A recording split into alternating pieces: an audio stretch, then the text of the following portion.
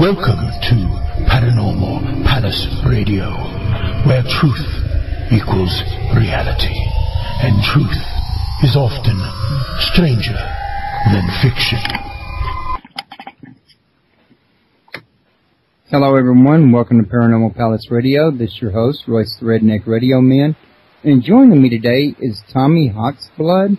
And he's got like 2 or 3 books out that I'm going to let him tell you about in a little bit. But the main thing he wanted to talk about today was religion versus spirituality. And Tommy has made the request that we put questions on hold until further on in the show to give him a chance to finish what he's saying first. So if y'all would do me a favor and just make a quick jot down note of your question, or if you do paste it in chat, I'll copy it to a document until it's time. And at a certain point, Tommy will let us know when he's ready to answer questions, and we'll just have a main session and a chat session on separate deals today, and we'll see how that works out. And also, before we get too far along, you can learn more about Tommy at www.howtoseegod.org.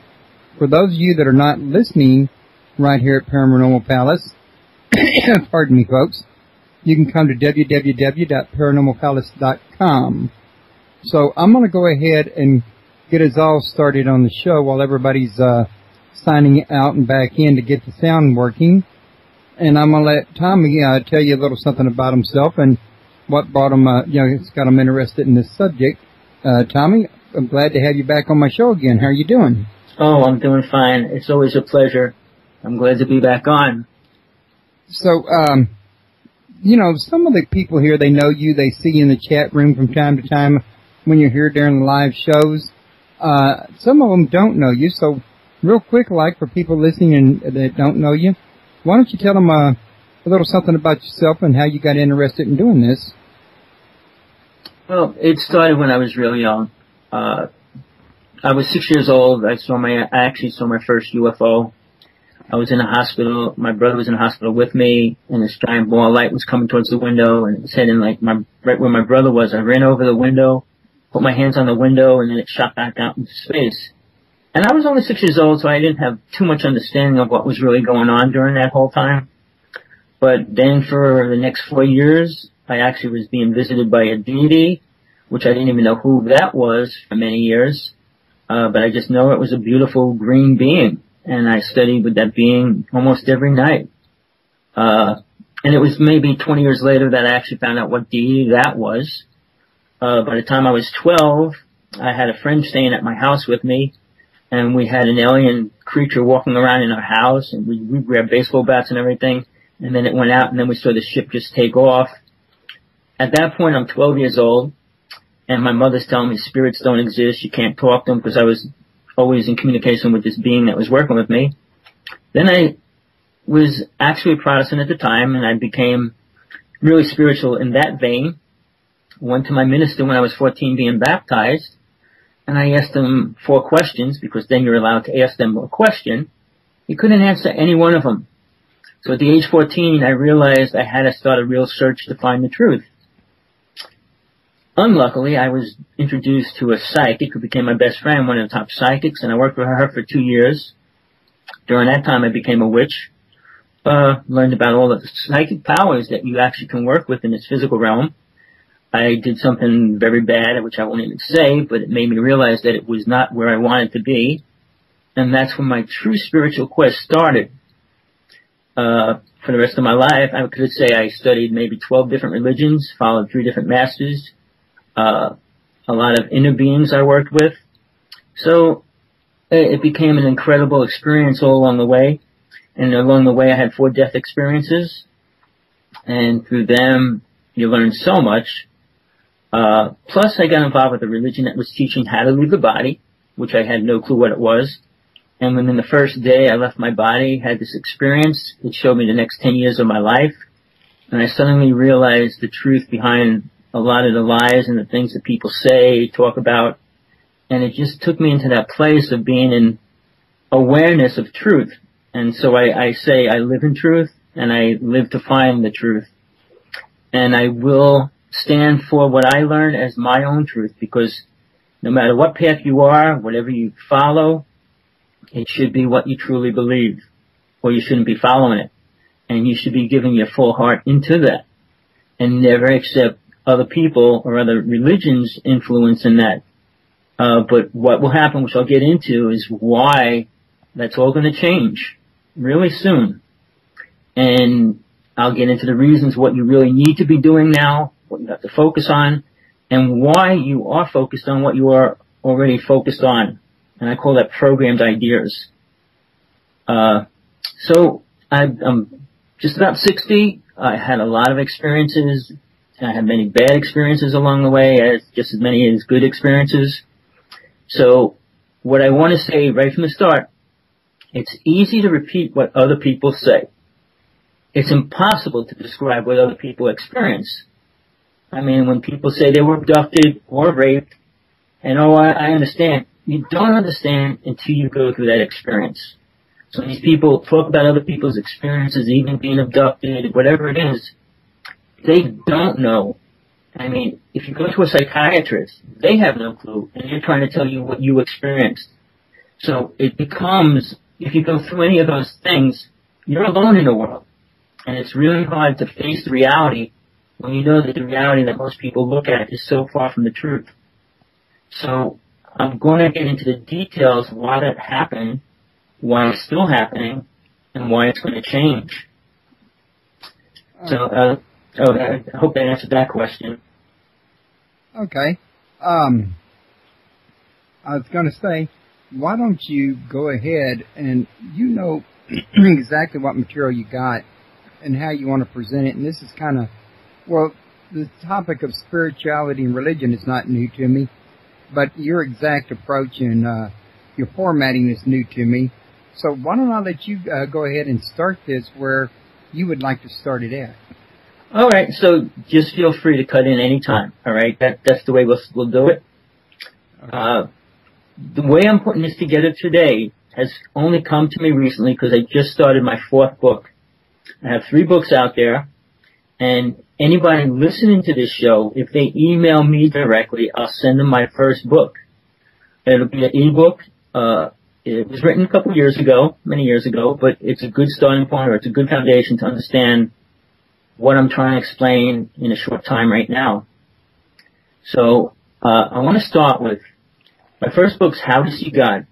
And I wrote it because people talk about this, that, and the other thing, but when it comes to seeing God itself, and I spent so much time researching God and spiritualism. We'll get into spiritualism because that's a little bit separate. God itself, there was always some kind of forms of gods and God here. It's just the interpretation of that has been changed and rearranged and came out more recently in different aspects like alien gods and ancient gods and different things like that. But the fact is, and this is from my experience, which I give you people techniques to work with to learn how to experience it, and that is, there is one God. But I call the little ones the gods, G-O-D-S, this plural, because they're the ones that are in the lower realms, which interfere with us, work with the lower realms, which means astral plane, physical plane, and the dimensions that all these other things come out of. So my second book, When Truth is Called Crazy, I did that book because most of the people I ever were with all my life call me crazy. Because the second you mention aliens or out of the body, things like that, years ago it wasn't accepted. If it wasn't for like out on a limb, astral projection, or just leaving the body wasn't even recognized among religions and people in the mainstream. I mean, she brought an awareness to something that was very, very important. I mean, religions in general don't get involved with that word or accept it. But I'll get into that too, for the reasons why and why not. But in short, it was part of reality even during Jesus' time. So I just want to get into that book that I'm talking about, When Truth is Called Crazy. It's an autobiography. It's all the good and bad things that happened in my life to get me to where I am now. When I talk about people writing people's stories, I write my story. I write my experience. I'm not writing about everybody else's experiences, what people wrote about, what people prophesied, and all those kind of things. I do a prophecy because I was with the two Hopi elders right before they died that were carrying the Hopi prophecy. I've danced all across the United States, powwow dancing, native dancing. Got to sit nights with many elders across the United States from every tribe, all the tribes, because we have lots of different tribes always dancing together. And the Mayans and the Aztecs and the Hopi, they all have different prophecies. Plus they've been changed so much over the past few years, because, and I hate to say this, but when the white man gets involved with native teachings, they are twisted and always made to sound nice. I mean, even when the white man first smoked a pipe with the native people, it was called the peace pipe. No, it was never a peace pipe. It wasn't about becoming peaceful friends. It was about prayer. It was about praying together, sending your prayer to God or Spirit. So, I mean, even the idea is when man hears a word, they twist it to fit what they want it to mean. So why I'm getting into that is because what I'm going to talk about is the creating of belief and religion, because we're programmed so much at so many levels, especially since we're born, what's real, what's not real. So when you learn about Santa Claus, the Easter Bunny, and Jesus and God and all these different things, and you're told, well, the Easter Bunny is not real, Santa Claus is not real, but God's real, or if you're a Christian and Jesus is real, I mean, it's hard for a little child to adapt to that. But then in school and in grammar school and different things, you kind of be programmed into what a God is. If you pull up a dictionary and look up the word God, you'll find very little definition of God.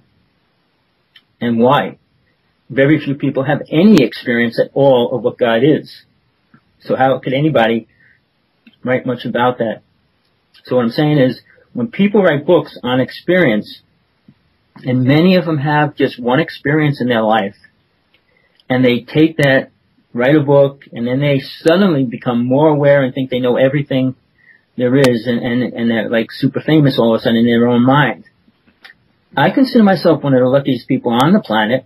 I don't consider my ego big, but some people might say that because of what I know. But I'm not saying that what I know is from somebody else.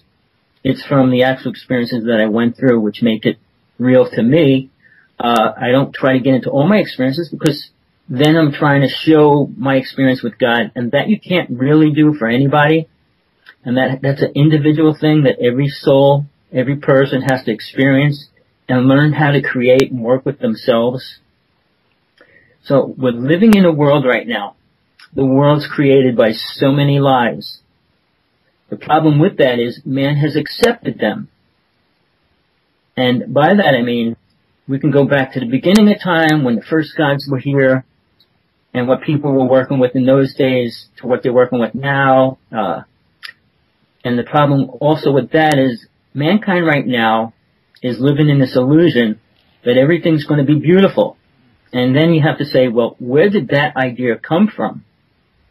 I can go into the whole aspect of the New Age world and why that's becoming what it is, but we will get into that a little bit here and there. Okay. But I want to hold on to the fact that we're trying to get into the beginning of how I want to split this, because we are so in tune with the idea of this ultimate dream we have, and two words we bring into that to create that, and one is love, and the other word is spiritualism. Now, everybody thinks they know what love is, and everybody thinks they know what spiritualism is. So look up those two words in a dictionary and see if they fit into your exact idea of what that word means. When you talk about love, you're talking about feelings and emotions inside the physical body. And they are different between every soul on this planet. Everybody experiences the same thing. I mean, if you're eating an apple, when everybody bites into that apple, they're all going to taste something, yes. They're going to have different reactions to the way it tastes. Some might like it, some might not. So when you say use the word love, the definition here is so different between every person that talks about it. To think that a world with 7 billion people could say, well, we're all going to love each other. What does that mean? Most men, if you ask them the definition of love, will be much different than when you ask a woman. And when it comes down to sex and all those other words that fit into that, it changes that even. For a little child that never had sex, when they say they love somebody, it's more of a different kind of feeling than when an older man says they love somebody or a middle-aged man loves somebody. So all those things interfere with the word that we talk about. But the actual definition of love being the ultimate reality for all worlds, all time, and all beings, I would say is one of the most twisted lie that man's living by. I mean, I could go into the beginning when love was first created, because you have to go back, and women were never really accepted as a part of man's reality.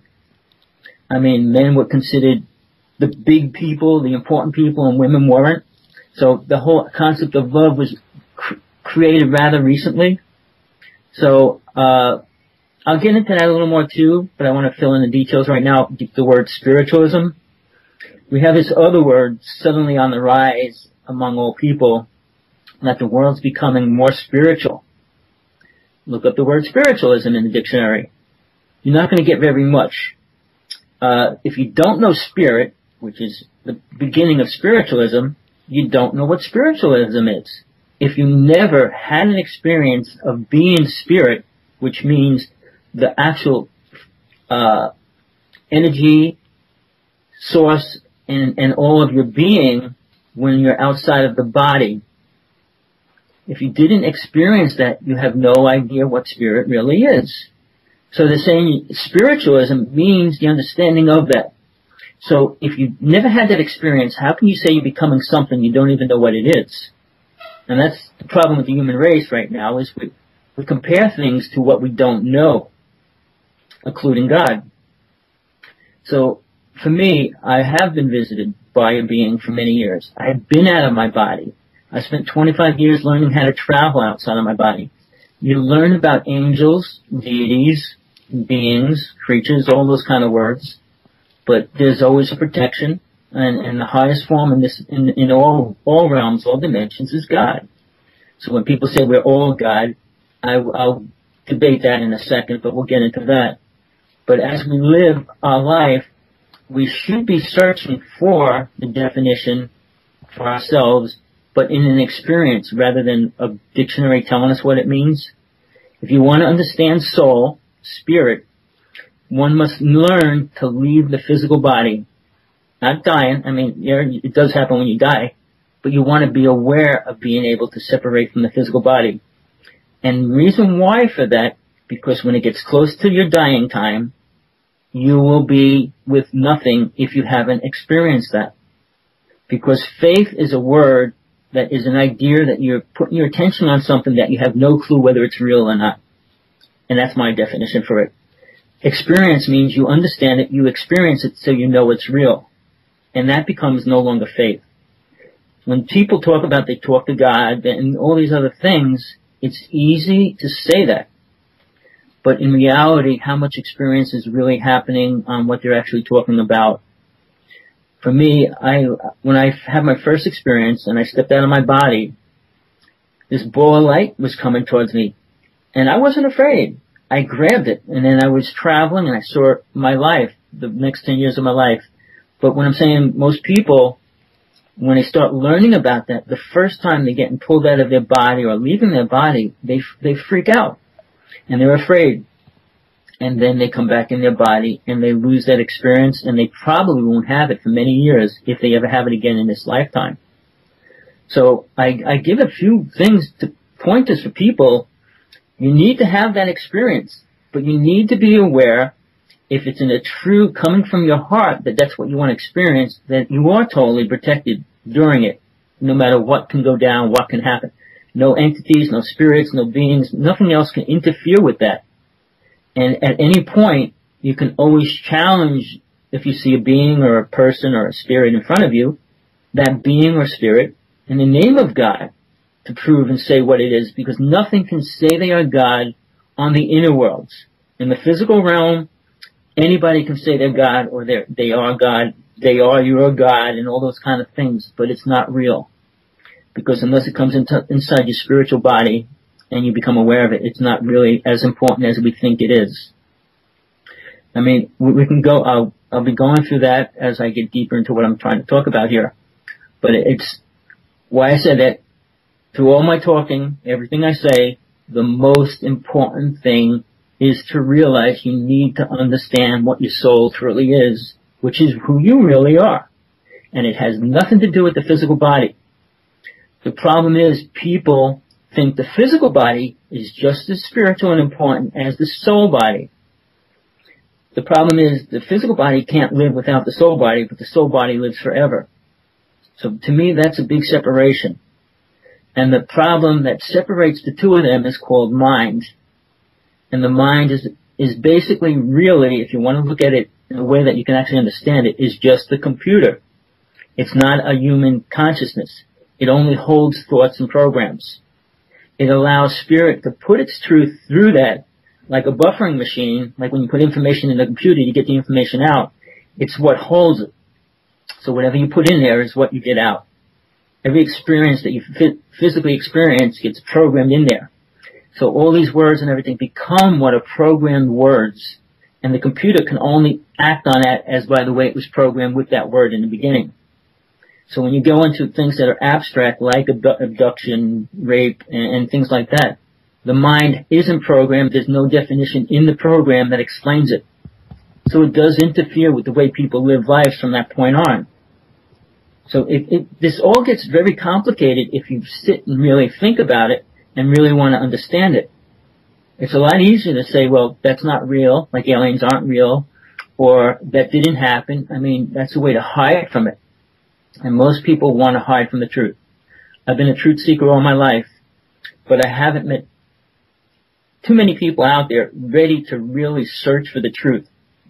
They want to know there's a God, or they want to know this, they want to know that, but they don't want to really know what it does. When I wrote my first book, How to See God, I realized because people will say, I know God, and I said, what do you know about God? When I worked for the phone company for 20 years, so I got to work in temples and churches and a lot of different kind of places where spiritual people were.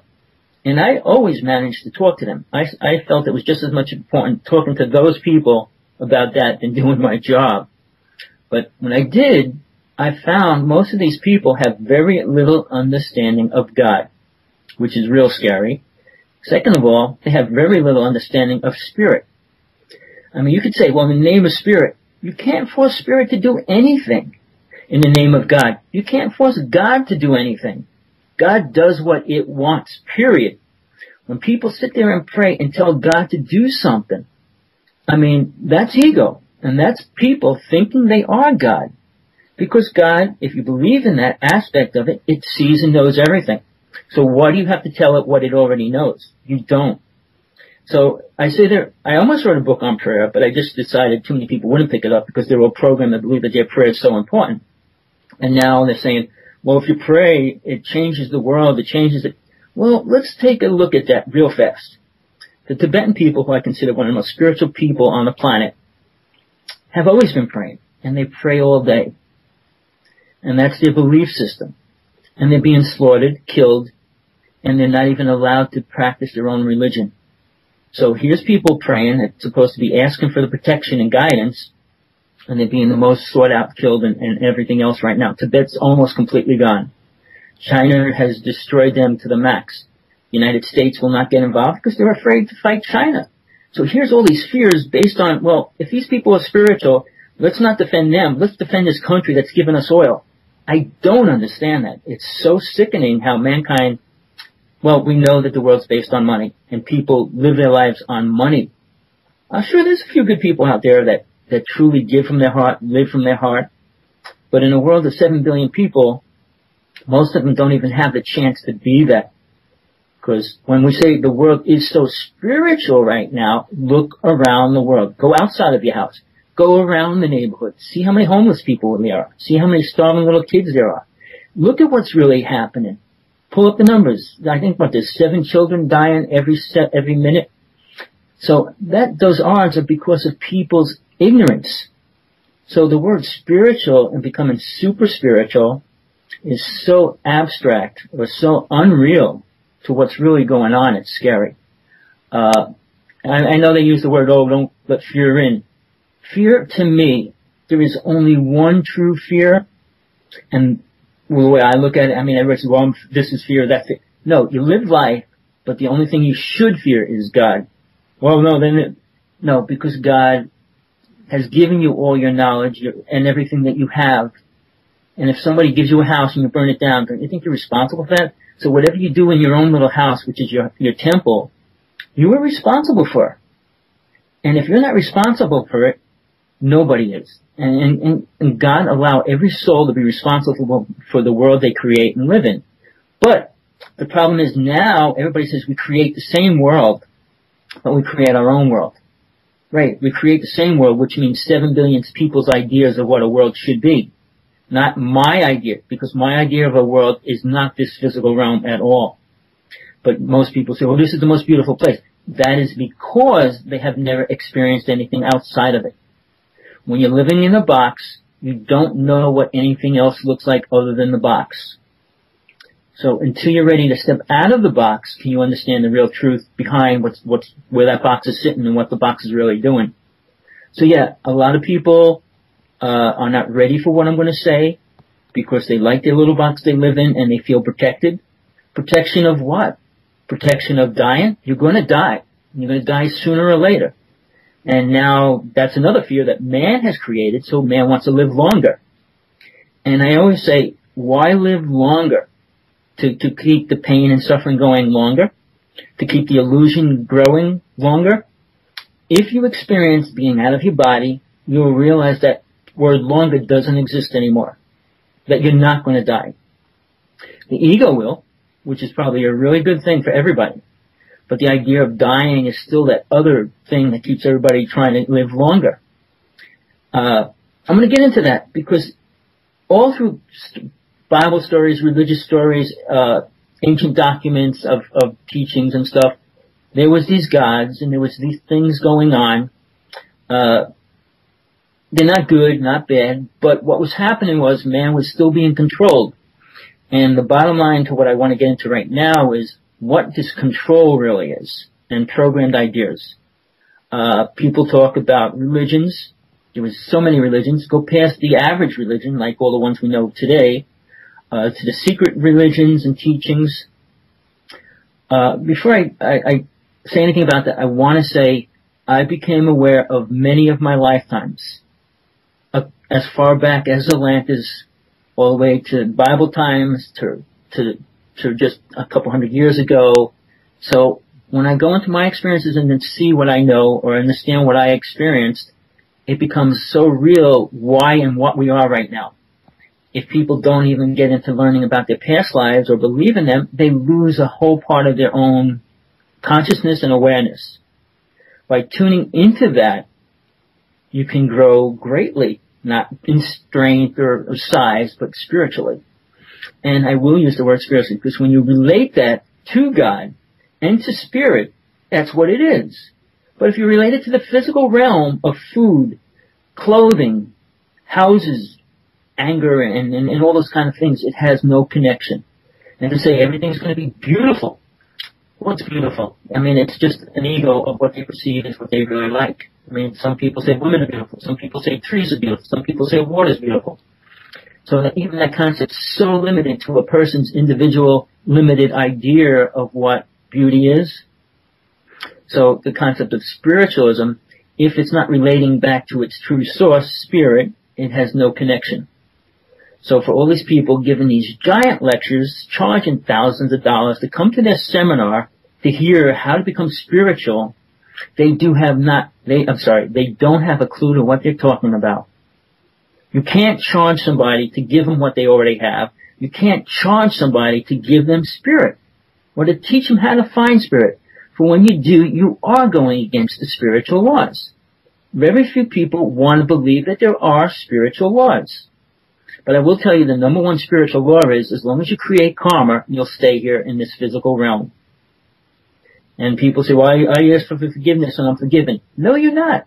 Did you work out that karma? Every soul is responsible for every single thing they do in this lifetime and every other lifetime they became aware of.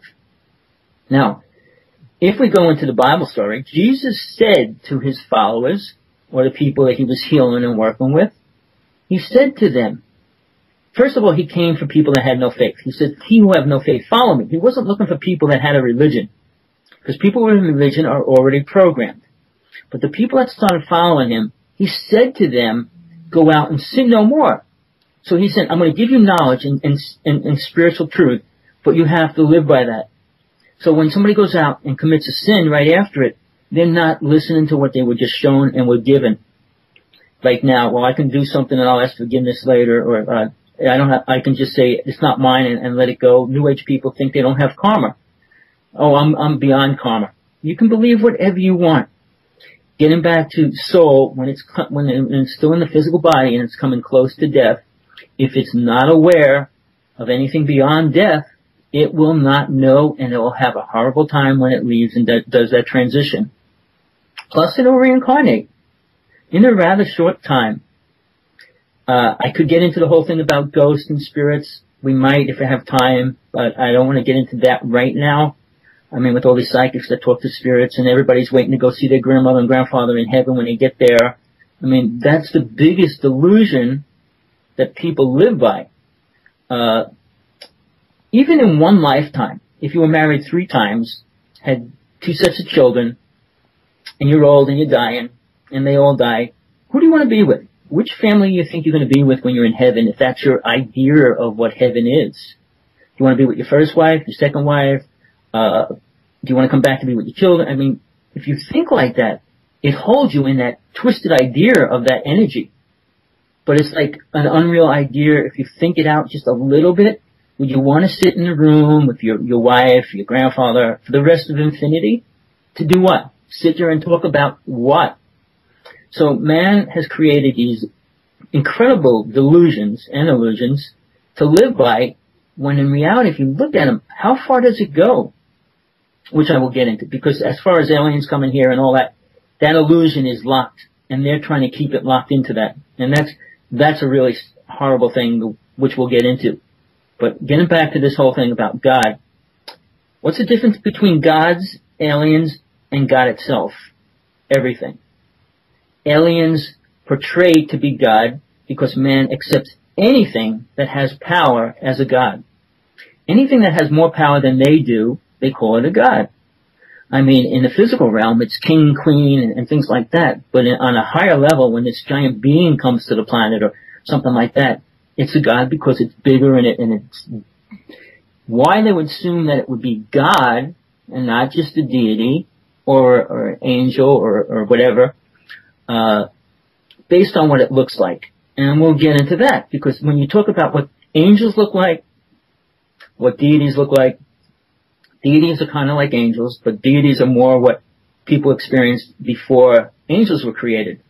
If you go back to the beginning of time, and like right around Atlantis' time when it started getting destroyed and everything, what they were worshiping, what they prayed to, I wouldn't even say worship, because they were aware beings at that time. And there was many races here in the beginning of Atlantis. There were 9 races. 5 of them left. 4 races actually had to stay here. And the 5 that left, I can go into that, which will be later. As far as what they were, like the blue beings, green beings, and you can tell because the few that were here, like Shiva, Durga, Kali, Krishna, they became super beings and considered gods and everything else. So, yeah, that's why man has been forced into that. And now I'll throw in one little thing, is the alien races that brought them all here in the first place. Most races were brought by 2 races. And the main race that's controlling almost everything that mankind has ever done and will be doing for a very long time is called the reptilian race. Even if you check out the brain, they call part of the brain the reptilian brain. And I don't think people ever realized why that was even a possibility. Well, I'm a human. Why would I have a part of a reptilian brain? I mean, if you believe in that we came from lizards and all those kind of things, I feel sorry for you. But I mean, they're trying to bring it back into schools and different things too even. But the idea that mankind has been so only alive for such a short period of time is ridiculous. I mean, if you watch Ancient Aliens and all the new things they're bringing about, all the facts that are on this physical planet, cities and civilizations that were here many years before, we can go a lot further than 35,000 years now, it becomes, what history are we dealing with? I mean, we did find dinosaur bones, and we did find this, so we know there were different life forms here, but there are only certain levels down in the ground, so that means how many time frames, how far that can go. But they did find humans with dinosaur skeletons together. So that totally changes the idea that humans weren't here when dinosaurs were alive. So yeah, we can go through history, but the real history, very few people want to know or want to believe. We have science, which people say, well, we need science. They're programmed, first of all, and they're only given half of information to work out a problem. If every scientist had all the facts that the government has as far as UFOs and everything else, they would have known 50 years ago, everybody would have known that we can travel faster than the speed of light. Einstein said no, his theory just was proven wrong rather in the past couple months. So, I mean, people stay with these ideas. If you don't have all the truth, if you put in a puzzle together and you have 10 pieces missing, you can't finish the puzzle, can you? So mankind has been trying to finish this puzzle, which is impossible to put together unless you have all the pieces. And they refuse to look for other pieces. I mean, when the Bible was created, they created the Bible with 10 Gospels. There's 50 Gospels. 40 of them were found. So these people hear that. Even the priests and ministers, they don't want any more truth. We got enough. Enough of what? 4 people's stories? Now, wording, let's get into wording real fast. When we talk about wording, words were created by certain people. I don't know how certain people have the right to create a word and other people don't, but we have a bunch of words in a dictionary. Go back to past Bible time. Go further back. How many things did they have in existence? Like, they had a spoon, maybe a plate, a table, a chair. They had lots of animals, so they gave all those things words. But what about, we have millions of things they never had, so we have millions and millions of more words now. So when we try to relate to their understanding, they had a limited way to express whatever they talked about compared to how we can express things because we have 10 million more words to clarify what we're trying to say. So when these people wrote stories about gods and things, oh, well, they meant this or they meant this. Even in the Bible, which people really need to read, even if they're not in a religious state, because it explains the twisting of man's ego to what's being put in front of him. If you read the very beginning of the Bible, when God created the earth and all those kind of things, I mean, and it talks about us, and then they try to say, well, us means because he's royalty. God wasn't royalty, it was just what it is. And it didn't need to be called royalty. Man's renaming what it said. And when God gets into the fact, when he created the animals after their kind, who's their kind? And then he says the beast after his kind, who's his kind? And then they say they're now like us. Who's us? See, people read things, they take what they want, and they just let go of whatever they don't want. If it's there, you should analyze everything that's in front of your face, not what you feel like's what you want to. I mean, you can have a story, but you only have part of the story. And then that part of the story you have to create and fill in with your own story. And that's what happened to half of the books of the Bible. That's what happened when they created the Bible. Never mind now they're finding all these other parts of the Bible with different stories about different things. People don't want to hear it because they're already programmed, well, this is the truth. So now anybody finds anything, now they find cities and more cities underground and in the ocean. Well, they try to justify it and say, well, that can't be a city. Oh, well, then what is it? So over the past even 5 years, the amount of stuff that has been found in the ocean as far as cities is incredible. To just say, well, who are they? Where'd they come from? I will get into religions later again. But as far as the alien part, when the races started coming here, bringing the human race here, there were reasons. And I can tell you because I was there and I became aware of that. And you can become aware of that if you did have that incarnation. But that's also learning how to realize that you are soul, getting out of the body, and then you can start going deeper into that. But as far as coming to this world, these beings that brought us here were multiple. There was so many different kind of beings playing with the human race, working with the human race. But you have to realize when they brought us here, what were we really doing? People talk about becoming spiritual. And the first thing I say to them, what are you going to do when you're spiritual? Ask the average person what spiritual means. And they'll probably say, well, helping feed the homeless or helping people do something. Not realizing who they are, and what their purpose here is. And I mean, if everybody felt that it was to feed the homeless, I mean, why is it like we didn't do that millions of years ago? It's not the reason. It's not the program that was programmed into the subconscious mind, which was programmed, like I'd say, since the after Atlantis was destroyed. They had their play on everybody that was here. After the giants were killed, I mean, there was a lot of things going on. And if you don't search out history and really dig into it, you're not going to understand how each one evolved into the next thing. But during the programming, the races that brought us here brought us for very few things. And I'll use 2 words, and you don't have to believe me, but if you start doing a lot more research, a lot more digging, and really, really thinking hard on the situation, why was man brought here? And it wasn't to become super spiritual beings like people say they are now. And if that was true, and if we're all trying to become this one consciousness, which is another word I can't stand, if we all became the same consciousness that we originally were, why would there be a reason to go through not being that? Alright, consciousness in that vein grows, and if we all grow together, but we don't. Every soul grows in its own way. And I can't stress the idea that soul has to be understood at every level before you die. And with the changes on the planet coming and all the things that we're going through, that's not going to be very easy. And especially that the government knows that. They're doing all these other things to keep your mind so locked into the physical realm, so locked into nothing that you don't even want to take a step out of your house to do anything. It's a horrible program. Getting back to the 2 words, why the human race was brought here. The first word is food. There's 2 kinds of food that alien races need. One is spiritual food, spiritual energy, converted to a magnetic energy, whatever.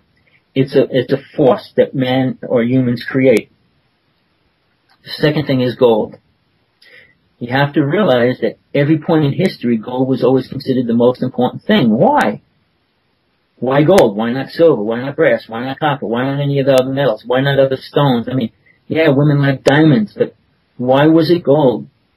Why were they mining gold in Africa 3,000 years ago? Why have they found that that's so important to basing our whole system on? Because it's a trade that they trade aliens with and have been for a very long time. All these races, all through the beginning of time, are building these giant things. People have no clue why. Oh, to put this one guy in there. Why were all these people worshiping this one person?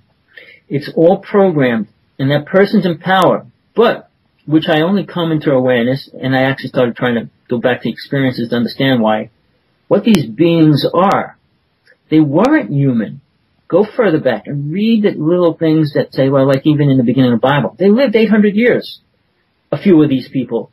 And I mean, why is that? And why is it like these people are dealing with the angels and we're not dealing with them now? I mean, I'll debate that. We'll get into that later too, as why all these channelers that channel all these aliens and angels and deities. Alright.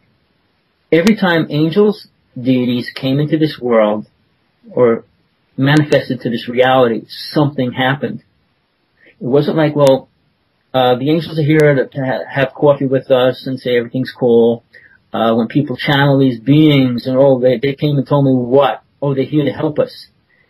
Everything I heard, and I've been in the lecture scene for over 15 years, I heard very famous channelers and all those psychics out there talking. And the only problem is I never, ever heard one important fact come from any of them. It's always about the help's coming, the help's there, and don't worry about it. And funny, the world's crashing. We're going downhill, crime, abuse, everything's escalating higher than it has ever been. And we're still sitting there saying, oh, we're going into 5th dimension. We're going to be fifth-dimensional beings. Everybody's going to be, all the murderers are going to just shift into this golden light being, bringing the world good things and changing their attitude. Every man on this planet is going to forget about sex and be a compassionate being. That would be cool if it was possible, but it's not, and it can't happen, and it won't happen. And again, people go on about these delusions that they're living in, spreading it around, charging large money. Sure, the poor people can't go to these lectures. Not that it would help them, because it wouldn't. And it's a good thing that they don't have money, because they would lose the little money they had following a false truth. I'll get into healing real fast right now, because a lot of the people out there that claim to be channelers, healers, and they heal people. What do you heal people of? A disease, a sickness. Very few people understand this, and I'll try to explain it simply. Sickness is only a non-awareness of spirituality. If you're not aware of your true spirit, you can't heal yourself. And the body becomes stagnant, sick. When you get more in touch with spirit, you can heal anything going on in your body, because it's only a house that it uses, and it's only a temporary thing. There is a time frame. You only have 125 years to do that. Mankind wants to change that too, but I don't know if it's going to happen. I won't debate that. But as far as right now, you can't live past 125 years. So we want to make our bodies live longer to get to 125, and then what? Then you die? You're still going to die. Are you aware of anything else different? No. Can you hear me okay? Yes, sir, I can. Oh, just making sure. I don't want to be here talking to myself. It would be a horrible thing. But so as the translations of this happening, people talk about, I know this and I know that. They don't know the truth of their own self. And they're going to go out and heal people in the name of God or in the name of an angel or the name of this. You can't take that. Two souls don't live in the same body. Very few cases all through the history has that ever happened. When people say they control multiple bodies, that's a little bit more possibility, but only spiritual people can do that too. So in general, these people claiming to be healers, going out healing people. Heal me of what? I have cancer. Where did that cancer come from? Well, they're putting poisons in the food. Anything you put in the body can be changed into something the body needs if you're at a spiritual vibration. Very few people know that. Very few people will believe that. But it's only the sickness of spirit, of the mind, not allowing spirit to flow through the body. So when people say this, that, my heart's open. Your heart isn't open. If you don't understand your past lives and you don't have a clue to what God is, how spiritual are you? How can you say that? Even in the Bible, when they were trying to get, Moses was trying to get God to say who and what he is, and that people are going to call him, what should they call him? And his reply at that time was, I am that I am. He didn't say, I am God, I am this, or I am that. He wasn't trying to say anything.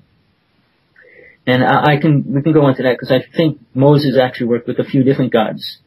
And the reason why I say that, the Egyptians, which was actually who Moses was against, had their own gods. And those gods were a lot more reptilian gods and a lot different gods at that time.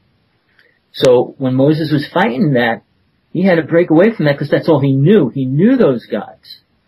So he had to take that and twist it into a new belief that he didn't understand yet. But here's the saddest part of that whole story. Here's a person meeting with the supposed God of the Christian religion, which I'll say, gives him a Bible.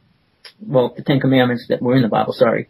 And here's 10 rules to live by. Bring it down to your people. Within a few days, he goes down to his people and kills 3,000 people. And the first thing on the thing says, thou shalt not kill. So, how spiritual was Moses? I call Moses one of the greatest spiritual unbelievers. He wasn't spiritual because he didn't understand it. Second of all, he was the greatest magician that ever lived on this planet. Supposedly he lived more longer than almost everybody else. I mean, Adam lived 800 years, and those people lived, a few of those people supposedly lived a long time. But Moses lived the longest. And he wrote the whole beginning of the Bible. So here's a person working with a God that he claims to be God, and he doesn't even listen to it. How is that possible? I don't think anybody that's not completely crazy or insane or whatever words you want to use, that was just met with God or the highest being that you could ever imagine, and it tells it to do something and it does it within a few weeks, I think that's very sick. And I don't know what kind of a sickness could have created that, except that they were worshiping different gods, and even the gods were fighting in those days. Moses' God was on the third world. Jehovah. Jehovah is the God of the third world. If you want to know. When you start traveling and get out of the body, you can meet with that deity. But it is not the ultimate God. I know everybody's going to hate that. Until you can experience the first God, any God, outside of the physical body, can you even talk about it? So what I'm saying is, get that experience if you really want to pound me with questions.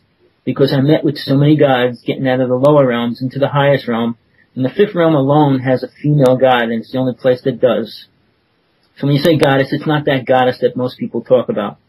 But in general, when you start meeting gods and deities, I mean, in different religions, going back to the Indian days, in ancient India and stuff like that, when they talk about the deities that were their gods, I met with many of them. I worked with one for years. A Clune and Shiva I met with. And these deities, if you can't read about them, because then it programs what you think they are and how they are.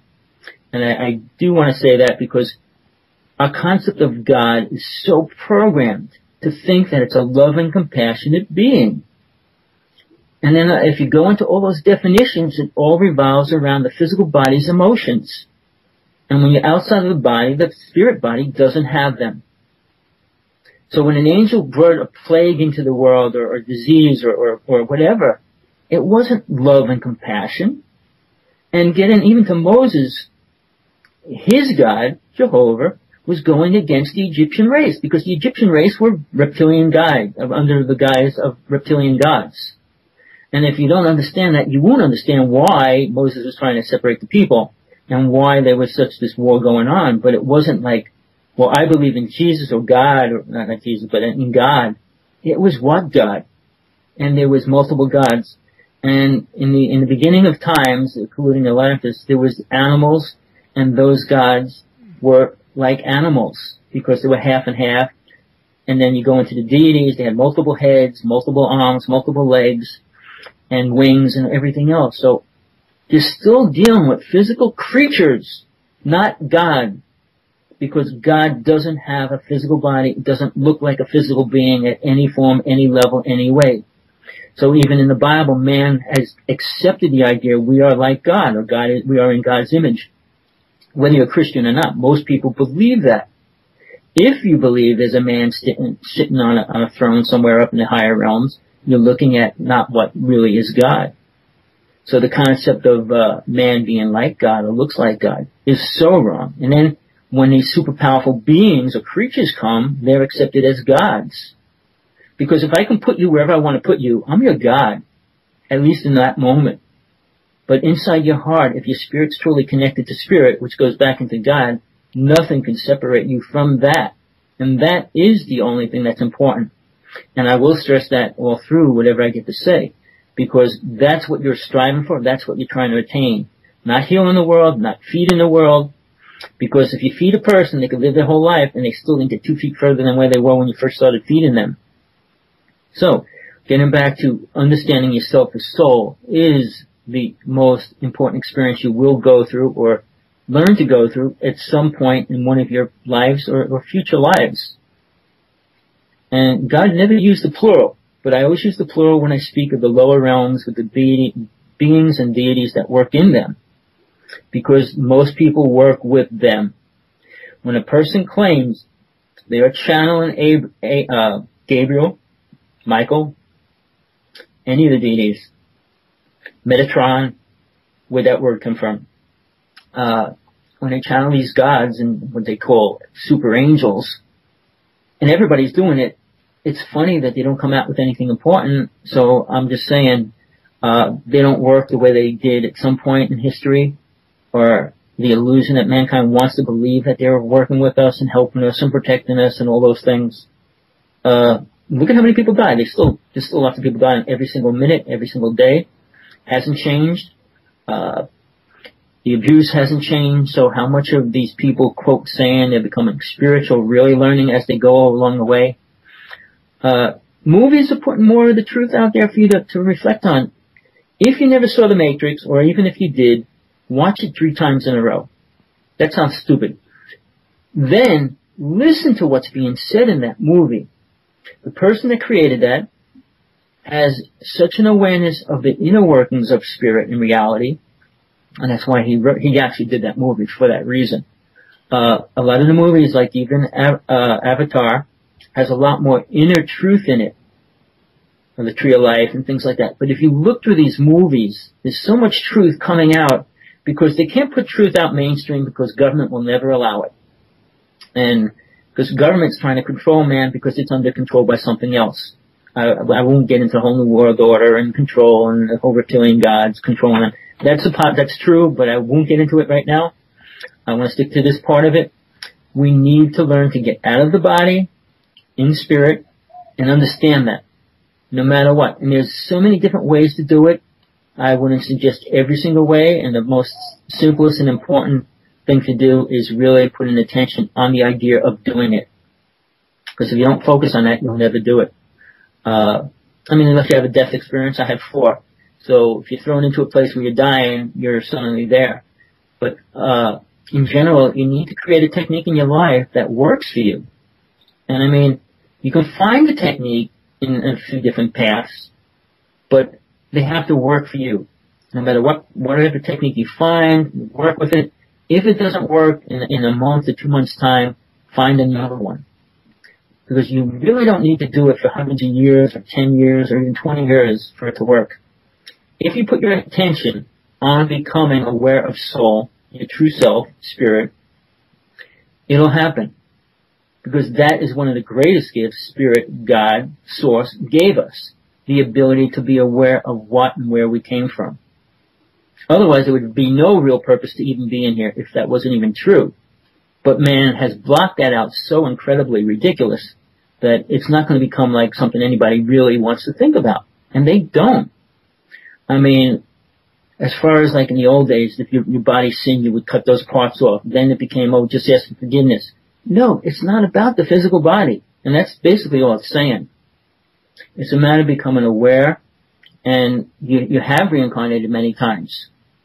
And when you become aware of that, it's much more knowledge that soul can work through the physical body. A lot of it slips through when you're suddenly like you go out and ride a horse and suddenly you could ride a horse, or you do something that you never did and it's instantly there. It's only because soul is aware of that and it slipped it through the mind. The mind said, well, I have to learn that. All those things, and that's why all these children are being born with incredible gifts right now. The government knows that. That's a whole other thing, but the government knows that, and they've been abducting children for over almost, I would say, 15 years or even more for that reason. And that's, if you want to understand that, get into the Montauk Project, which was an extension of the Philadelphia experiment. And then you got people coming out about the Pegasus program. All those things are real. Now, the word that they use, conspiracy theory, I don't think if anybody looked at the definition, they would say the same thing. Conspiracy theory. A theory is a theory. It means you have an idea, and if you do this, it'll happen. Proving it is what the problem is. But conspiracy means that people are proving things to prove that that's not real. But basically, it's the same thing. Until it is proven real, it's still a theory. So whether it's a conspiracy theory or a theory, it's still the same thing. So the concept of, that's some stupid theory, or that's some stupid... It's just a theory, and that's what people live by. Everything that we live by right now is only part of the theory of how we got here, why we're here, why we do what we do. But as long as man focuses on the real theory, it's never going to understand why theory was created in the first place. Which means going back into creation. Creation, why God created everything. So that's something that I'm just suggesting, putting in your thought while you're thinking about these other things that I'm going to try to get out. Now, portrays of creatures in the Bible, creatures in India in ancient times, they were based on the animals that lived here. The bird, lizard, the dragon, the wings. They put them all together. Even the demon of the whole black magic thing is that being of a goat's head, half human, goat's legs, and it's half and half, and how they create these different things. And then the dragon, It's like a flying lizard, and we take things and we just add more things to it. By adding more things to it, we think we make it better. And when I say strip away everything you think you know about God and start over, because you're not going to understand it with the idea that it's compassionate, loving being, that it looks anything human, that it looks like a creature even, because it doesn't. So all those concepts fog and keep the thought from learning and seeing beyond that, which is something very important to break out of. I mean, I almost became a preacher. I was studying. I was going to church 4 days a week, 4 hours a night. I almost signed the paper to become a preacher, and then I realized I can't teach this stuff. It's not half of the truth. It's not even 1/10 of the truth. I mean, if you go through the Bible, in the old Bible, the old part of the Bible, you'll read that the, quote, big name people had to entertain the angels. How do you entertain angels? I mean, they did these things, but they were talking about beings, not spiritual beings. Beings that were living of the physical. And the gods they were worshiping were of the physical. The temples were built for these giant beings, not little munchkins or little people. Oh, well, they were bigger than. Well, there was a race that was bigger than. We can go into that. But here's something that I want to throw into this whole part. Okay. In the stories... Oh, you got a question? No, I said, okay, go ahead. Throw it in there. Okay. Here's a word, and it's called sexual. And it's been a part of reality always. And it's the main part of reality for most people. And you wonder why. Well, love and blah, blah, blah and all that. But sex has still been the foreplay, afterplay, during play of relationships, of friendship, of no friendship. And if you go back, and I'll tell you this, which is very scary, in any religious or any ancient readings you'll read, that the deities, the gods, all were having sex with the humans. Does that sound funny? It sure does to me, if you don't look at it in a great way. Why is that? Why reptilians still abduct people and have sex with them? The Greys don't, I'll tell you that. I will get into that too, but as far as the reptilians, they love sex with humans. Anybody that I work with many people through hypnosis and that had those kinds of experiences. It's basically that's what it's all about. The Greys are trying to produce their family from us because they're dying out, and they're genetically cloning themselves with us, and that's how they're going to survive. But as far as the reptilian race, they're still playing with us. They still need gold. They still need people to mine the gold. So yeah, the world will not ever be destroyed as long as any reptilian race is alive. Or there's a few other races that need a few things from here. So the world will stay here, no matter what happens. Even the greatest disasters will take some people away. Getting back to the foods that the reptilians need, I said food. The physical food is actually eating physical food. So that's why we're here, for one reason. Why do you think there's so many disappearances around the world, and it's incredible numbers, that they have no clue where they went, what happened to them? All right? We can get into the science thing as far as like government working out deals with the alien races, how many people they could abduct in a year, and as long as they don't remember that they're being abducted, they allow them to tape and all those kind of things. But I work with many people. I don't know if you ever heard the word Bud Hopkins. If you didn't, check him out. He just died recently. Yeah, but he was about that. He was one of the biggest people as far as abduction. He spent half of his life working with people that were abducted and writing books about it. He personally never had an experience. Everything he wrote about was people's experiences. Again, I said you can't understand a person's experience until you experience it yourself. You only get parts of it. So his books and even when he worked with people through hypnosis, I just met a woman that was one of his students, and she had to go to 3 other hypnotists, and I said, I'll work with you if you want. But he didn't have the technique because he wasn't, I hate to say this, he wasn't a very spiritual person. When you work with hypnosis, if you're not spiritual, it becomes a game and becomes a toy. Especially if you're trying to help a person get past some kind of serious problem in their life, or even go back into another life. It's like, if you're not aware of soul and completely aware of that, how can you lead somebody or guide somebody through that? You can't. Then again, it's who you're protected by. Somebody that's doing hypnosis and is aware of alien abduction that's not super spiritually aware of themselves can be pulled into the same energy that the person that they're working with is already in. So if somebody was abducted by a reptilian race, and this person's trying to help him realize that, and he starts hypnotizing this person, he hypnotizes everything around himself at the same time, so that energy merges. So a lot of the stuff that when hypnotists try to do that, they're producing some of their own things and making it come out through the other person. And I don't like to do it much anymore because of that reason. I did become aware of my junk, so I know what's coming through for me, but these people have no clue of that. So what I'm saying is, it's a game, and it becomes a toy in reality that's been accepted. I won't even say his name, but one of the most famous hypnotists is online, on Coast to Coast a lot, writes hundreds of books. I mean, he wrote 100 books or whatever, and claims you cannot be forced to do anything through hypnosis that you won't normally do. I learned that was one of the biggest lies when I was 14 years old. I started doing hypnosis when I was 14. I met with Kreskin when I was 12, which really made me want to start doing hypnosis and get into it. I studied with an army hypnotist, and he was working in the army, proving they hypnotized people to make them do things they wanted them to do, even shooting somebody. So when the whole concept of hypnosis came out, and the person that put it together put so many lies in the program itself, it's so full of flaws. But getting back to when I was working with people that were abducted by reptilians or whatever, I'll lead them as far as they want to go, how far into every action that happened. But most in general, like when people say, well, they don't want to go there, they can't go there, that's all they remember. But they bring them to one place, because reptilians put a program in most people's program that it was a great experience.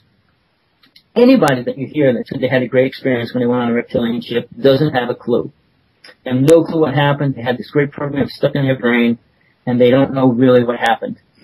So we can keep it there for a little bit. I guess I just want to ask anybody real fast if they have an important question that wants to come through.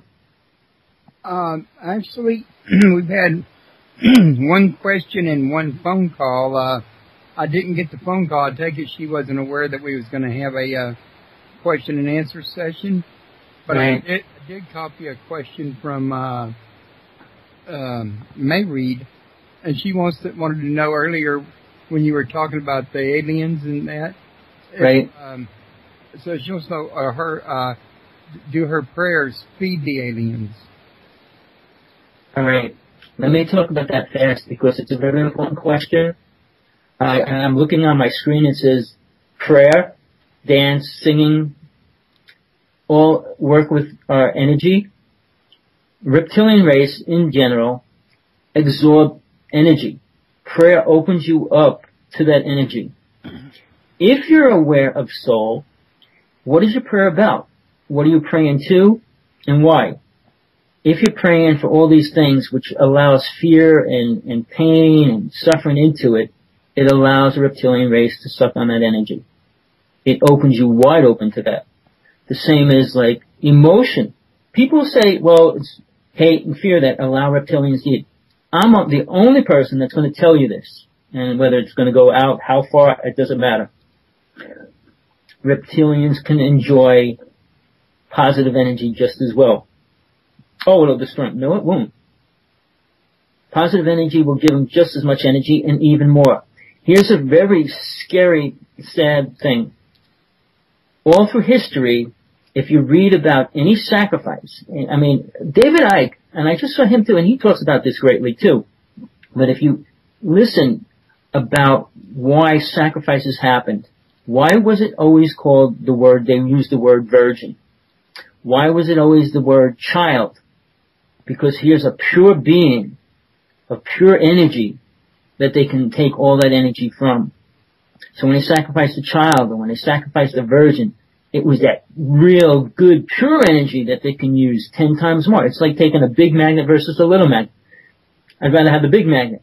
So yeah, why not take something that's power charged with energy to use rather than this, well, this person's been on the street homeless and Jews and blah, blah, blah. How much energy does he have?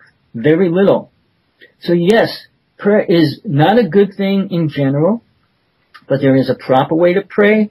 And I would just say, tuning into your connection to God. You can call it prayer, call it what you want, but you're not praying to that God to make everything beautiful out there, to change everything, just to help you be aware of who you are and live in that frame and become stronger within that itself, no matter what people say. My favorite phrase, which I used for a really long time, it's better to, I'm just sorry about that. It's being strong now and living in your own truth. It's better to die in your own belief than in somebody else's. And the movie called Highlander, the saying was, it's better to burn out than to fade away. I'd rather die in my truth, what I understand is true, than and accepting your reality and dying in that. Now, I can go through most of the races on the planet were pushed in that situation, mainly the Native American race. They were forced to be Christians if they even wanted to live. And they were forced to, the black people were forced to be with the Native people back and forth, depending on who they were killing at that time frame. But they weren't allowed to live if they weren't Christians. Children weren't even allowed to stay there with their parents up until about 45 years ago. They were taken away until they were 16, turned into drunks, and then brought back to their families. The government still, that's a whole story if you want to talk about why the government's destroying the Native nation.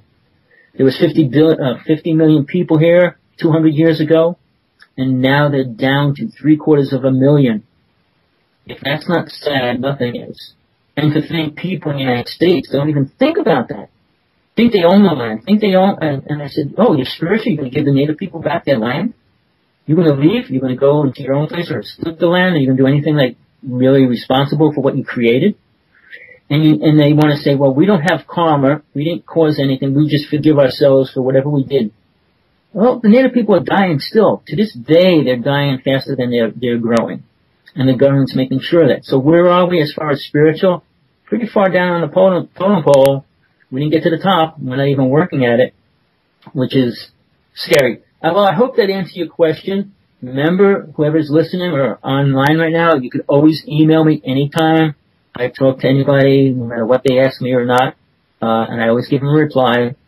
I'm a realist. I live by my own truth, and I try to bring whatever I experience and what I experience as truth out to whoever wants to hear it. Just like Jesus came. He didn't come for the world. He came for the people that were ready to listen to him only. So, and I feel the same way. Because there's people on this planet that do not want to know the truth. This world is not heaven. Whether you believe it is or people want to believe it is now, it is not. I used the word, three-letter word, that people gave someplace a long time ago. It's called hell. Hell is the only place that you can experience pain and suffering.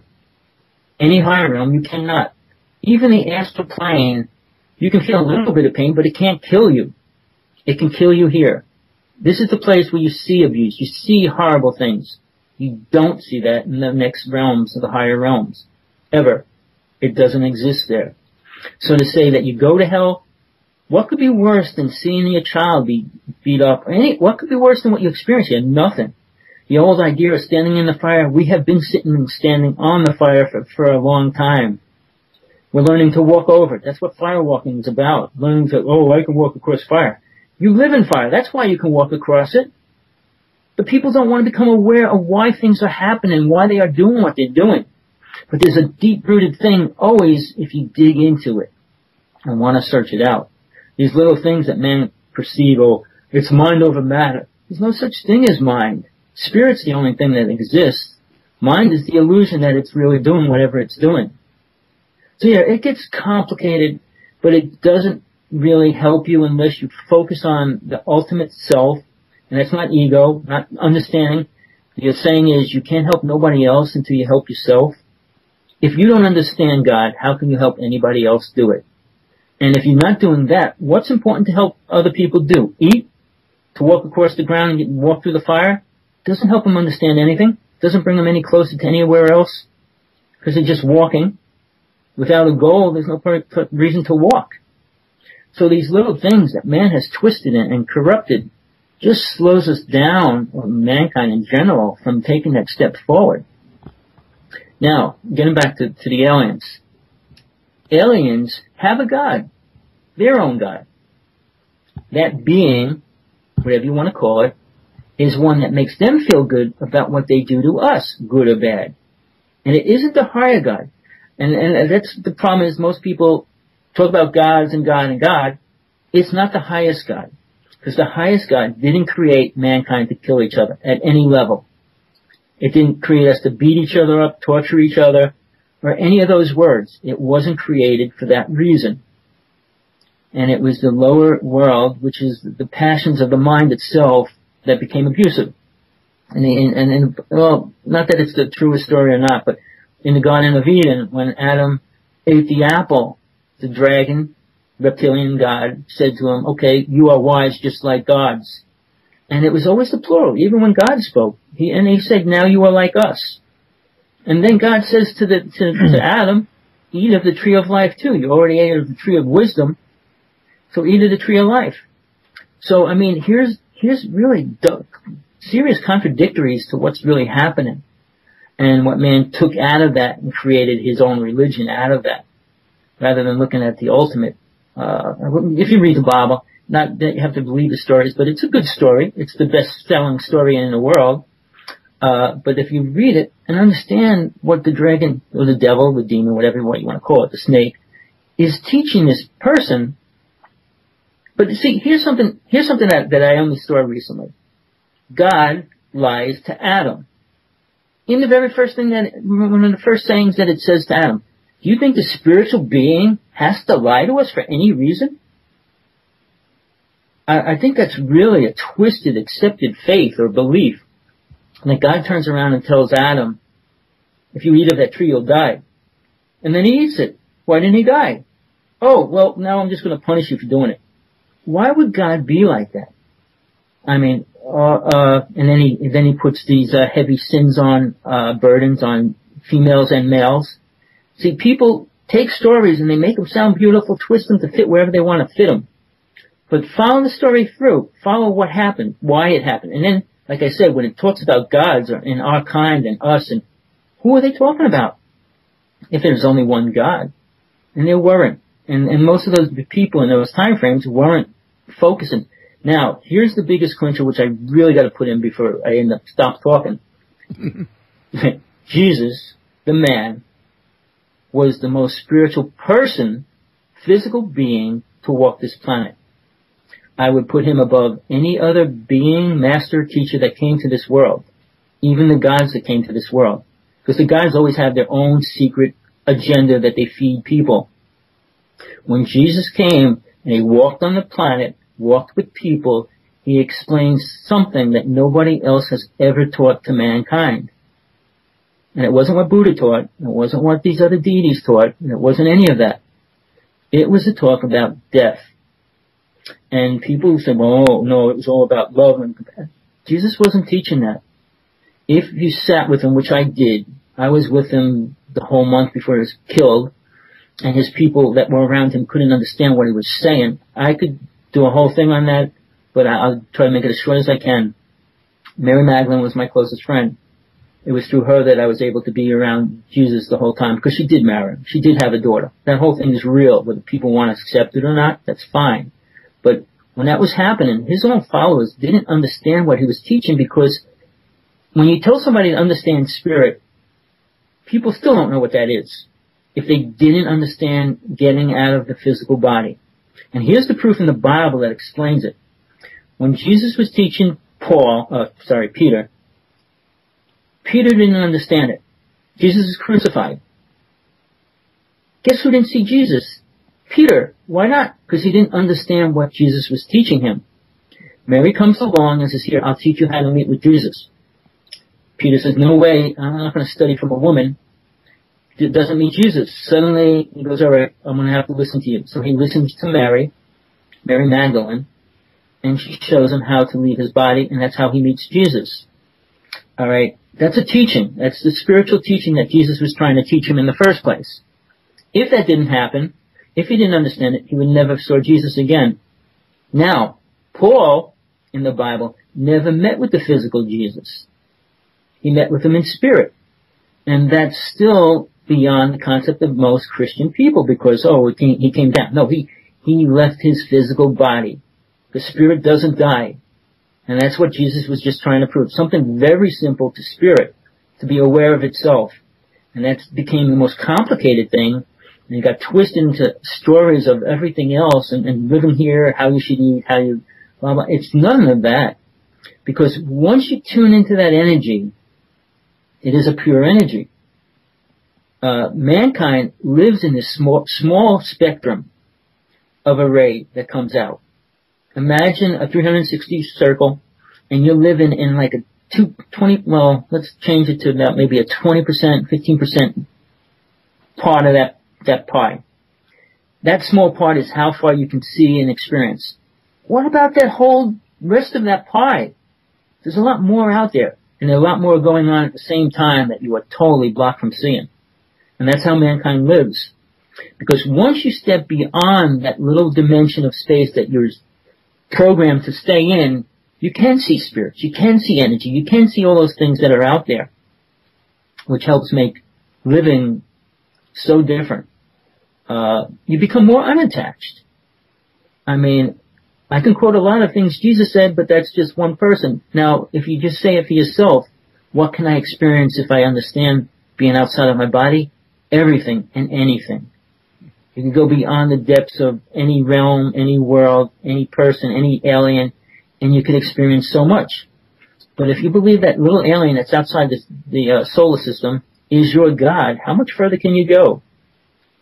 I mean, any teacher, the best that they can do is to teach a student more than they know, or to help them get to a place where they can understand more than they know. That's a good teacher.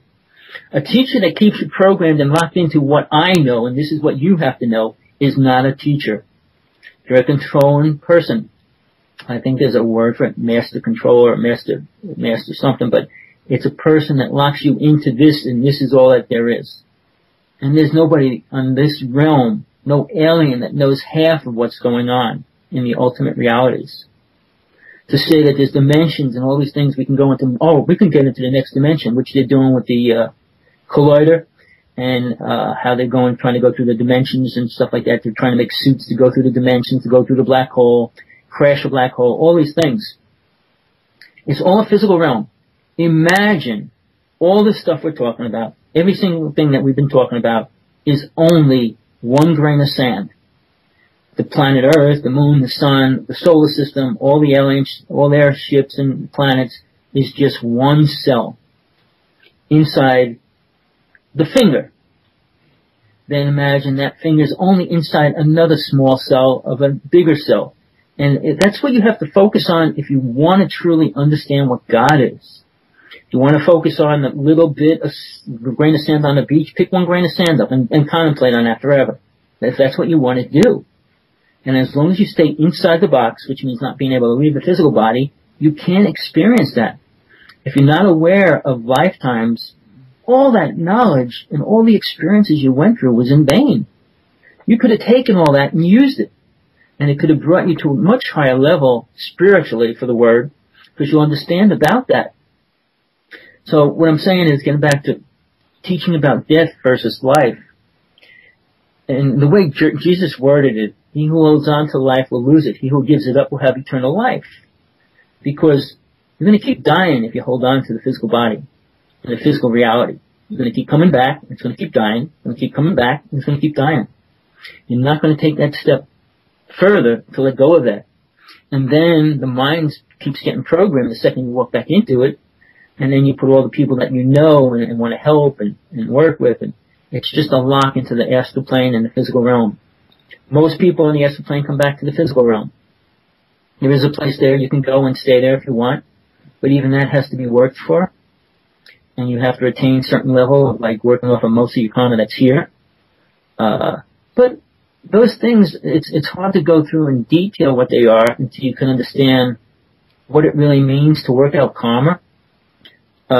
You kill somebody, you don't just give money to the father and mother or whatever and say, okay, I paid the karma off. It's not that easy. Crossing a person across the street, oh, that's good, or doing this. That's not very much karma to pay off. Now, if you live a life that's pure, you don't create much karma. That means you don't have to work on paying that off or working with dealing with it. So you can work with all the karma that you brought into this realm with. Oh, I can just do a rebirthing ceremony, I can do this and get rid of all my karma. No, you can't. I mean, there's wishful thinking. And most people in the New Age world just want to say, oh, everything's going to be beautiful. They're going to be super spiritual in a year. I'm waiting. I mean, I'm kind of finishing my time frame up on the lower world, the physical plane. And I want to give the best that I can to bring my truth out to people that are ready to listen. I mean, the next world, the worlds after, the multiple higher realms are incredible. If you go there, you don't want to come back here. There's no reason to come back here. Oh, to save everybody. No, you can't save it. That's why it's here. It's to learn that it's a soul, that it's self, and it has to become aware of itself. That's all. And then when it does that, it's up to that soul. Nobody has the right to change that for somebody else, which is the biggest law, and I call it the law of non-interference. And 99% of the people on this planet love to interfere with that rule and change it and play and be a part of it. When we come into this world as soul gave its karma. Very few souls are forced into certain things that they're not supposed to be in, which I was one of them. I won't even get into that. But when knowing your karma, when you come into this world, how much you have to do and what you have to do to pay it off, it's not like doing 10 jobs a day or buying 10 houses or any of that kind of stuff, because that's not where it's at. It's a matter of digging deeper into your soul and being aware of it. Because at that moment, when you're in the inner worlds, time doesn't exist. And you can do billions of things in the time it would take lifetimes here to do. So, I said this since the beginning, and I'll say it every chance I can, learning how to escape the physical body and the physical reality is the most important thing any soul can learn in this world. Not about how many children you can have, how many wives you can have, any of that. That's all the opposite. It all takes us away from experience the true God. If you want to experience the true God, you got to realize that you're deserving of it, and you have to make yourself at that place to be deserving of it, because God, and I'll say this to everybody listening, whoever hears this message, God doesn't listen to everybody. It doesn't need to, and it doesn't have to, and it doesn't. Because if somebody's sitting there saying, I want to kill somebody, you think God has to listen to that? And why would it want to? He says, you're in hell, you're going to play there until you learn that you are ready to let go of it. And as long as man keeps the delusion that he's going to go to hell if he's bad and he's not in it, he'll keep doing the illusions, because now that's what free will is all about. Creating more karma for yourself and not being responsible for it. And when I say when you become aware of God, becoming aware of responsibility as soul, not a physical body, because we're in a world controlled by corrupt, evil beings. And to live free, we cannot. To ever think you can is an illusion. Now, how much time do we have, roughly?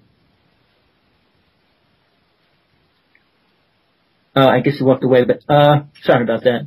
So, the illusion of how much we can actually do in a lifetime and how many people we can help is our game that we play. But as long as we're in this reality, we have to be responsible to ourselves as soul. And that's where each one of us has to really wake up. And I'd say, magic dust is going to be poured over the planet by the end of this year. So each experience that we have, that we claim as an experience, is usually an experience to help keep us tied to this realm. More attached to something, more attached to the things around us, more attached to what's going on here.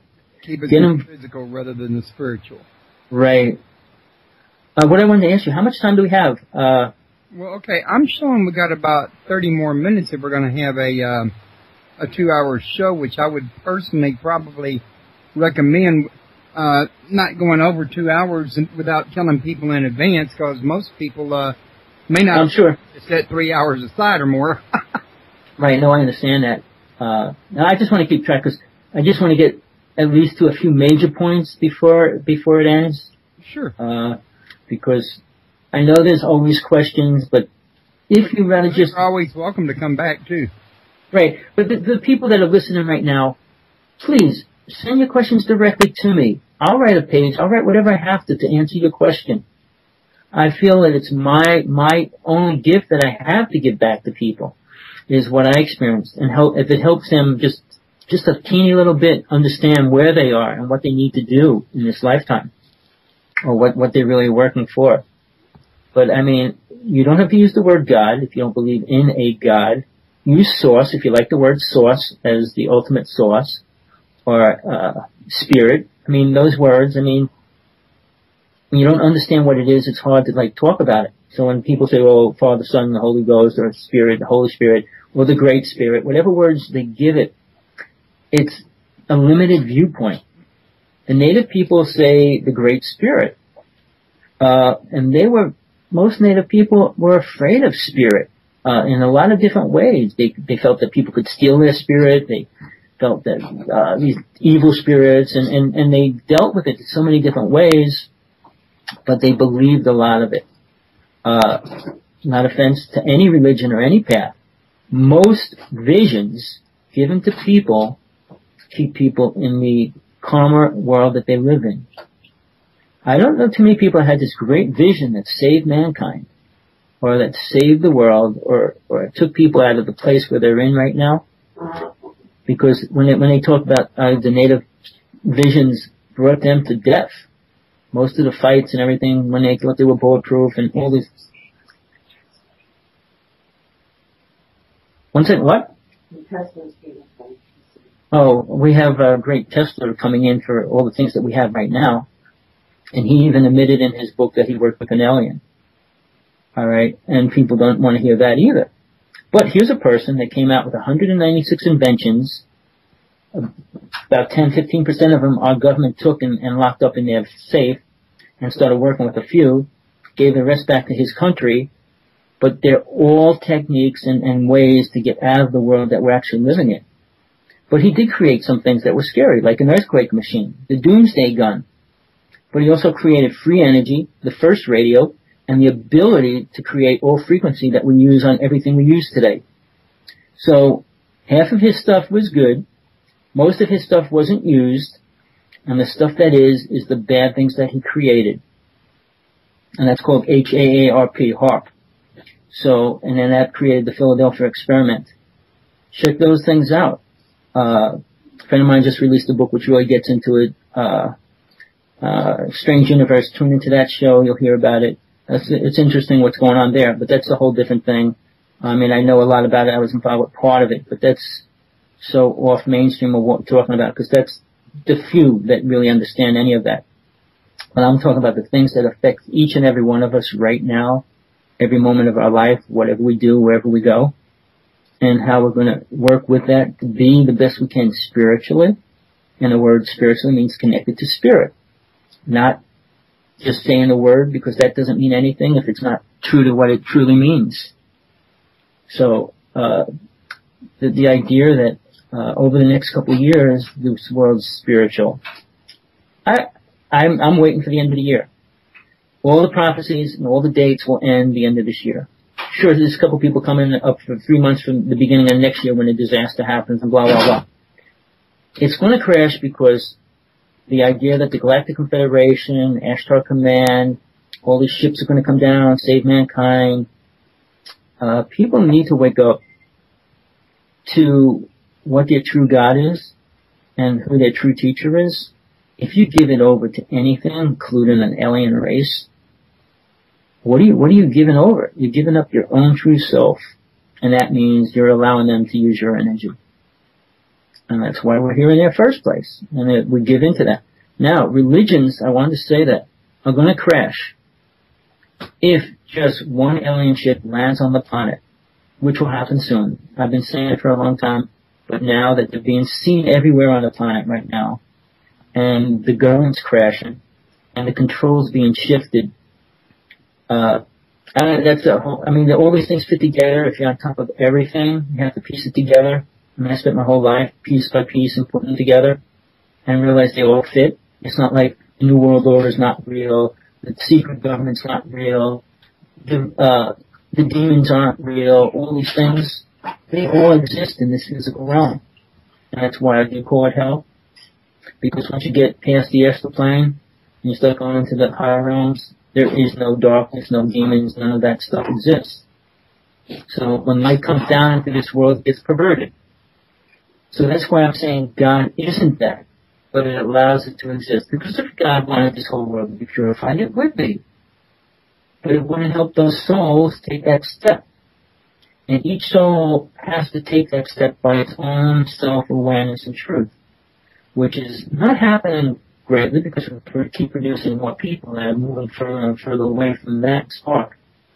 And here's something that it's true for me, not meant to be true for nobody else, but no fear of God means no fear of life. No fear of life means you can do whatever you want. That being so, there is no good and bad. That being so, there is nothing right or wrong. That being so, you're very evil. In reality, you can say, oh no, there's no right or wrong, I can do whatever I want. Yes, in hell you can. But you'll never experience the God realms because of that. You can call me any name you want, but that is the ultimate truth. I don't care who's out there, whether it's the Pope, Dalai Lama, the President, you name it. That's the truth. And you can experience that if you really want to. And like I said, anybody emails me, I'll give them my first book, that'll help them understand the different realms and stuff and what gods are there and things like that. But you have to make that commitment. And over the past 10 years, I meet very few people that are willing to do a simple technique for 30 days. Why is that? Because it's easier to reincarnate 20 times than work 30 days to do something. Not to me, but most people, that's how they live their life. That's the way they're programmed. What don't do today, what you can do tomorrow. I mean, is that the solution? And I guess that's the sad part of the solution. We don't change it now, it will never change. If Obama gets in, the world will not change. I mean, I'm not very political, but I do know that if we have the same people that are running get in, we don't change much at all. Now, somebody like Ron Paul, who's a rebel, he can change it. He's not going to change everything, but he's going to try. And without trying, it's a totally useless game. Living life, if you're not going to try to get better, then why even try at all? To me, I realize if God didn't exist, there would be no reason for life. And why go pretend that life's good if I'm not going to go nowhere when I die? The fear of death deeply is rooted in most people because they don't know what's going to happen when they die. And that's why I say, until you can experience that, the fear of dying is always there. But then to me, it's the opposite. It's the fear of living forever would be the most scariest thing. Because living in hell forever is scary. I mean, we're going to turn into the bliss. Here's the next thing I'll talk about for a little bit. The bliss world, the bliss state, living in bliss in the physical realm. I don't know what people think bliss is or how it could be so incredible. But think about it. What in your realm or reality or mind is bliss? Feeling good? Seeing everybody happy? Okay, what else? Everybody's in love. Everybody's married. Everybody has children. How many times sex do you have a day? I mean, what is the ultimate bliss state for most people? Don't ask men and women will definitely have different answers. But if you tell them to be real about it, if you had them on a lie detecting machine, you're going to see most men, it'll have something sexual coming out of it no matter how you look at it. Women will say a relationship. So there is a big difference. There's the book Men Are from Mars and Women Are from Venus. I mean, it is a definite split. I mean, if you go in the Bible, how Adam was ripped open and the bone was pulled out of his chest and created a woman and all that stuff, I mean, it sounds like an alien operation to me, which it probably was. But getting back to the point, men and women are different. And we're living in a reality where women are still being the sex object for everything to this day in the greatest it has ever been. Every movie, every show, every commercial. Do you see a normal dressed person on TV? Do you see normal people?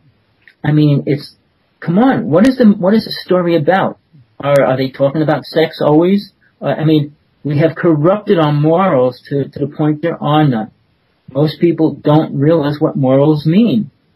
If you ask 10 people what morals mean, I bet the only definitions you'll probably get is, well, I don't steal. and I don't hit my mother. I mean, how far do their morals go? I mean, going beyond morals is we have passed the limit. We accept anything for anything. And the more you accept, the more you have to accept. The old saying now, if one person believes something, they have to allow that to happen. I mean, the idea of having a prayer in schools and stuff and then taking it out, now they're going to try to put it back in some place.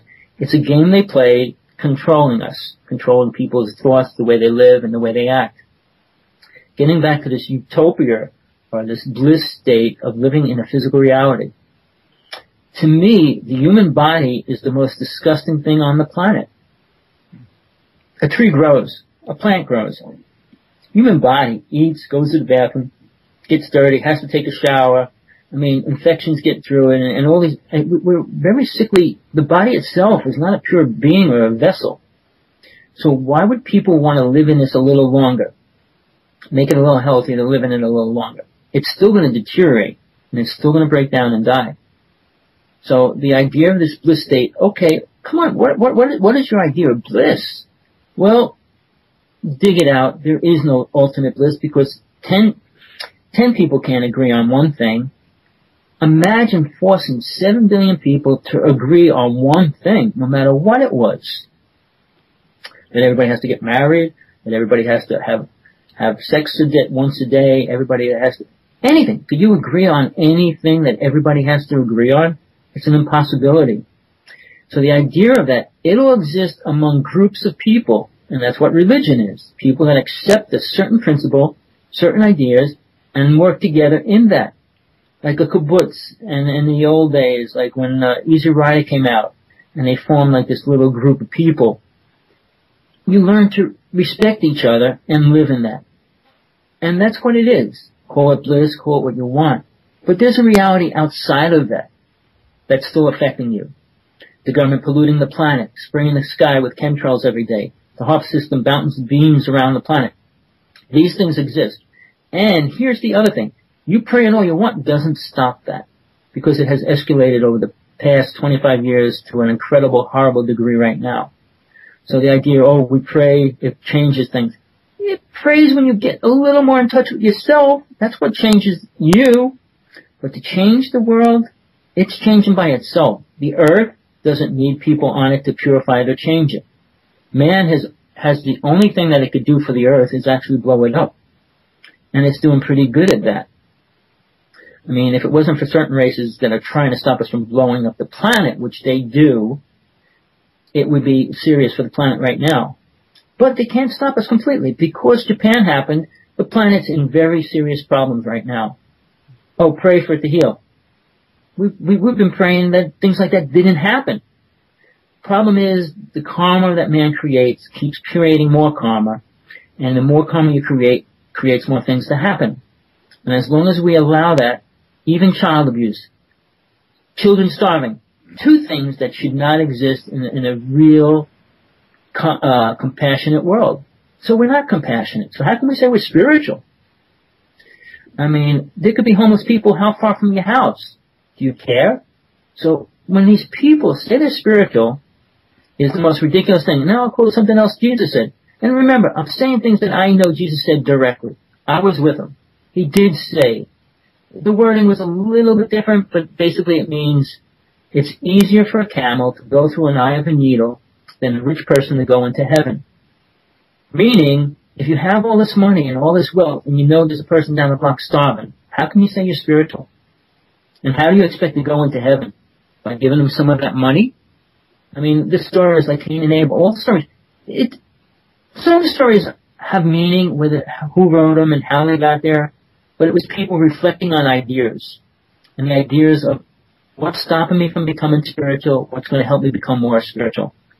Problem is, most people didn't know how to become more spiritual. That's why I go on about spirit, about leaving the body. And get in touch with me, I'll tell you ways, and there's a few paths out there that teach getting out of the body. And here's something, and I'll tell you one of the simplest ways, the whirling dervishes spin, and they spin for hours and they leave their bodies. But realize, I don't know if you can remember being a child, some people can't, some people are younger, when you're little and you start spinning around and you do it because it feels so good?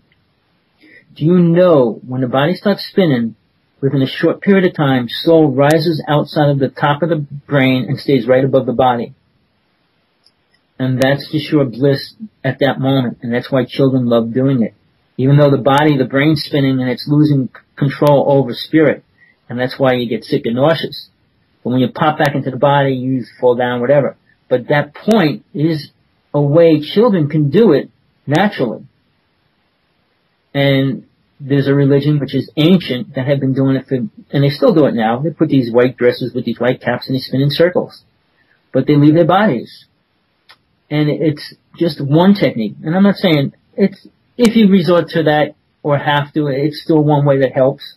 Just to get in touch with that experience, even if it's for 1 second, to understand that it's there. Because again, if you don't touch that aspect of that, you'll never understand that it's really there. Right. Because people go on and on about healing and this and purification and bliss. What is bliss? What is this world reality of 6? I'm telling you, we're really at 12 dimensions if you want to be. But at 5th level or 6th dimension, beings are still no more spiritually aware because they're only dealing with the astral plane. And there, like I said, there's where you can see the creatures fighting. You can see all those other things that you don't see here. But this world reflects what's happening there just as much. And when you step there, you'll learn about guides, protectors, and all that, which is a beneficial thing, because if you learn how to meet your spiritual guides, people say, well, they're not real. I said, they are real. After 4 deaths, I can say definitely they are. And everybody, for some reason, has spirit protectors that will work with them when they're ready or if they listen. So it's great to become aware of that even. But as far as God, very few people want to go deep into what God really is. Because if it's not a man that loves them, it's useless in the physical realm. Because love, the aspect of love, everybody on this planet wants love. So they're going to create this idea that it's there. Many people go through a whole lifetime without experiencing true love. Which is sad, very sad. They don't know what it is because they didn't experience it. And then it's that much harder for them to understand God. The way we perceive love in a relationship is only 1/10% of what 100% of love God could even be. And until you can learn to experience that, you're losing all that. And what do you get in reply, or in turn in this physical world? Food and sex and whatever that tries to fulfill that. It's impossible. So in a relationship, if people don't even understand that, they're looking for this ultimate reality to come from something that's so far from it. And that's why relationships are crashing. We're trying to become more spiritual, trying to become more aware, and we're limiting ourselves to the physical realm and the physical realities that the physical body's emotions and feelings are dwelled and attached to. It's an impossibility. And then we have science throwing it in all these stupid things. Do you think science told us anything about God ever yet that's important for mankind? Other than that there is probably no God and that we're all just created from a spark that just jumped through the universe. I mean, if you want to believe that, you'll still live in the physical box that's the lower realm, which is the earth, the physical realm, and the astral plane. And even when they crack the black hole and everything, they're only going to get to the astral plane. Those dimensions of those beings that live there are coming through. I can go into that because I spent years doing UFO work and research with that. It's split open. That's why more people can see spirits and things and all these other things that are coming to the realm right now. And that's why more souls are being born with these things coming into it. But it all doesn't matter until you realize that there's only one really important thing that's working, that you need in this lifetime to work for. And that's to take that step and find out what you are as spirit and soul and understand that. Because if you get hung up in science or history, they're all lies. They're only small parts of truth. And if you can live with that, which most people like to, oh, I got this, I know this. But they don't know why. Everybody that I work with that's abducted have no clue, understand it. I mean, even the ones that thought they had a great experience until they break beyond the bubble of what they were programmed to believe. Now you got the government throwing the same programs on people. because it's only going to twist and keep you further from realizing the truth. And I like I said, I don't plan on staying here for a long time. It's hard to talk to a wall. It's very hard. I mean, it's okay for a while. I'm a father of 3, I know. It's the same thing. When you give them the teachings, you tell them it's wrong or tell them it's right, and they still do the same thing. It's sad, because the problem is right now, who's going to suffer? The children. All the children that are going to be born in the next 3 to 4 years are going to be very sickly. All of them. Even the radiation that's coming from the sun right now that's going to be hitting the planet within a year. People don't realize that radiation doesn't disappear. It's not like a magic wand. You can wave it and it's gone. Not like Japan's problem is stopping, because it has not, and it's been escalating. So we hide from the truth and just still put this thing, oh, everything's beautiful. If we pray, everything's going to be all right. Well, people prayed thousands of years ago, and look where we are right now. Look at what's happened to the people that have been praying for the whole time. It's sad. But the problem is, when you think the world is so important, and life in this world is so important, you lose reality what soul is. Right. Now, Tommy, I was going to also let you know that Open Mind was wanting to know, if God's Spirit runs through everything, could it be that everything that exists makes up the body of God? I will say it this way. It's only one cell inside God. Imagine, okay, in your body you have the red blood cells and the white blood cells. And then you have the lymphocytes. I don't know if I'm saying that right. But they are responsible for removing all the dead cells out of the body. The red carries them away, the white one, and then the lymphocytes come in and they take them, they eat them up, and then they bring them out. The lymphocytes can destroy everything that comes in the body, if the body's working right. When the body takes in, there's 1 million inside the body. So if the body brings in 2 million enemies, the armies gets defeated, and that's how you get sick. And the government knows that too, so they create more bacteria and bring more stuff into the body. But what I'm trying to say is, that whole thing that you're trying to talk about, the earth, the heaven, the planet, the people, is just one cell, like the one drop of blood flowing through your body. It's a part of it, but it's not the part that thinks, it's not the part that's aware, it's not the part that can change every other part of itself.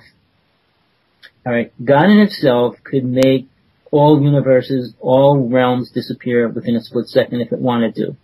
The same as it created them. It didn't create it all in one day. It didn't create all the different races. It didn't create it. It grows like we are supposed to. By every billion of people that take a step forward in understanding, it goes back into the source of itself and it becomes more aware. Like if you created a dinosaur and said, well, that's not doing much. I'm going to create something a little more better or a little more positive. Or I'm going to create this. It keeps allowing God itself to create more. But in general, this is the place where it has to learn how to work with that. Because here's what I'll explain, which I have been given the gift. Once you go past the 5th realm, not the 5th dimension, the 5th realm, which there's 5 gods you have to go past to get to that realm. When you go into that realm, God allows a being soul, which actually separates from soul, but it's, I'll use that word for now, is allowed to create its own universe. And your universe could be 10 times bigger than this whole universe. And that's up to you. But what I'm saying is, to say that, like, okay, we're all part of God, yeah, but you're not part of God until you become totally aware of it and what you can do. If you're not aware you can raise a mountain, you're not going to raise a grain of sand. And if you can't do that, you can't say you're a God, because God could raise universes. So, yeah, there's a fine line of connection, but in reality, if that soul's not aware, definitely not. The same as, here's something I'll say, you'll never hear another person say this either, probably not anyway. God can create or uncreate the soul. The same as your body, if it has a defective cell in it, it rejects it and pushes it out. So in that realm, if God has a mass murder, it puts it in hell. Why are they here? People don't look at it that way. Or they'll go to hell. Why are they here? Why are they still coming here? Because this is where they go. This is the bottom seed cell that needs to be purified or just removed. And that's why every time in history, when it gets so out of hand, it's destroyed. multiple races for thousands and thousands and thousands and thousands of years have just disappeared because they're playing with these lower gods. These gods convince them that everything's perfect, being their food or power, and then they realize that they're destroying the planet. I hope that answered the question a little. I can get into that more if you want. Please email me again. Did you give me your email address?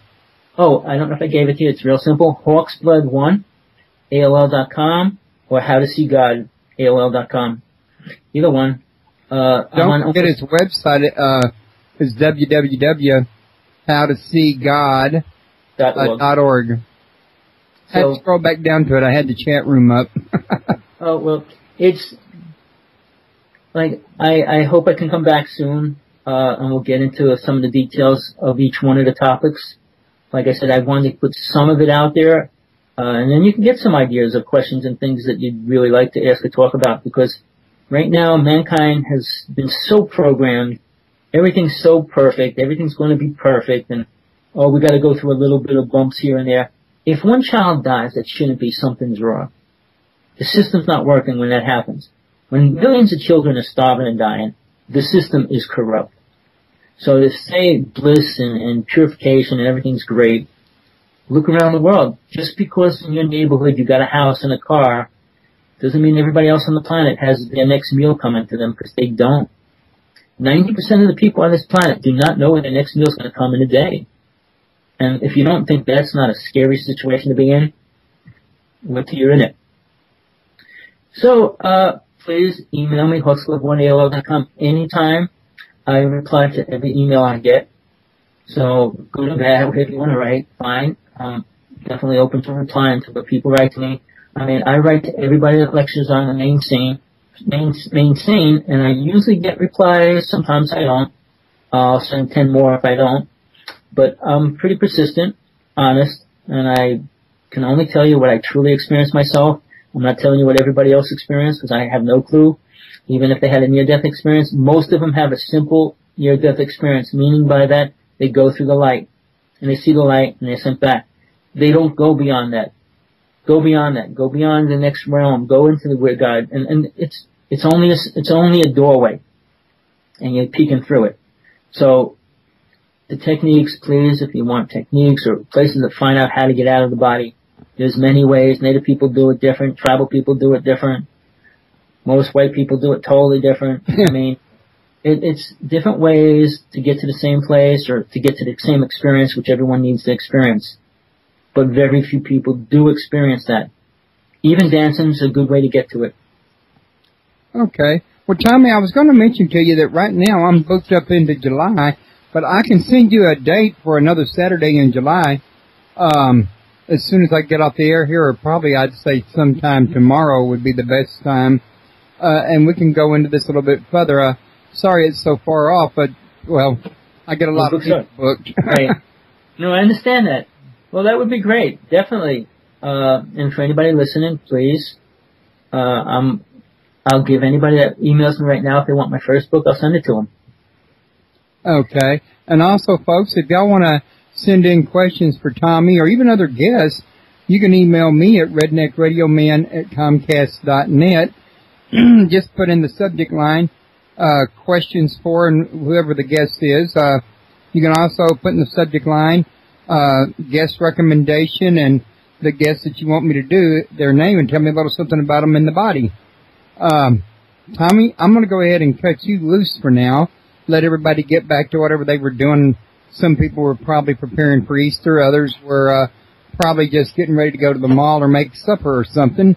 And I'm going to probably stay on the air for just a couple of more minutes to, mention who my next show is and to remind them of your URL and that sort of thing. And I'll have you back in July, and I'll be in touch with you hopefully by tomorrow with that date.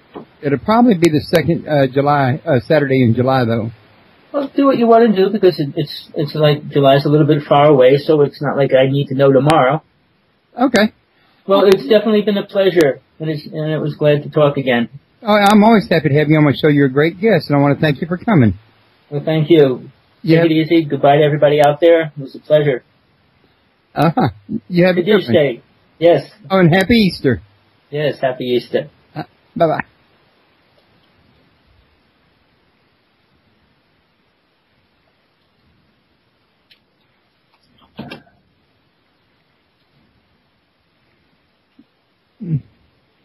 Okay, everybody, real quick, I wanted to remind y'all his website. And let me make sure that I didn't disconnect myself from the air and I'm not talking to the air. Oh, I can see I'm still registering.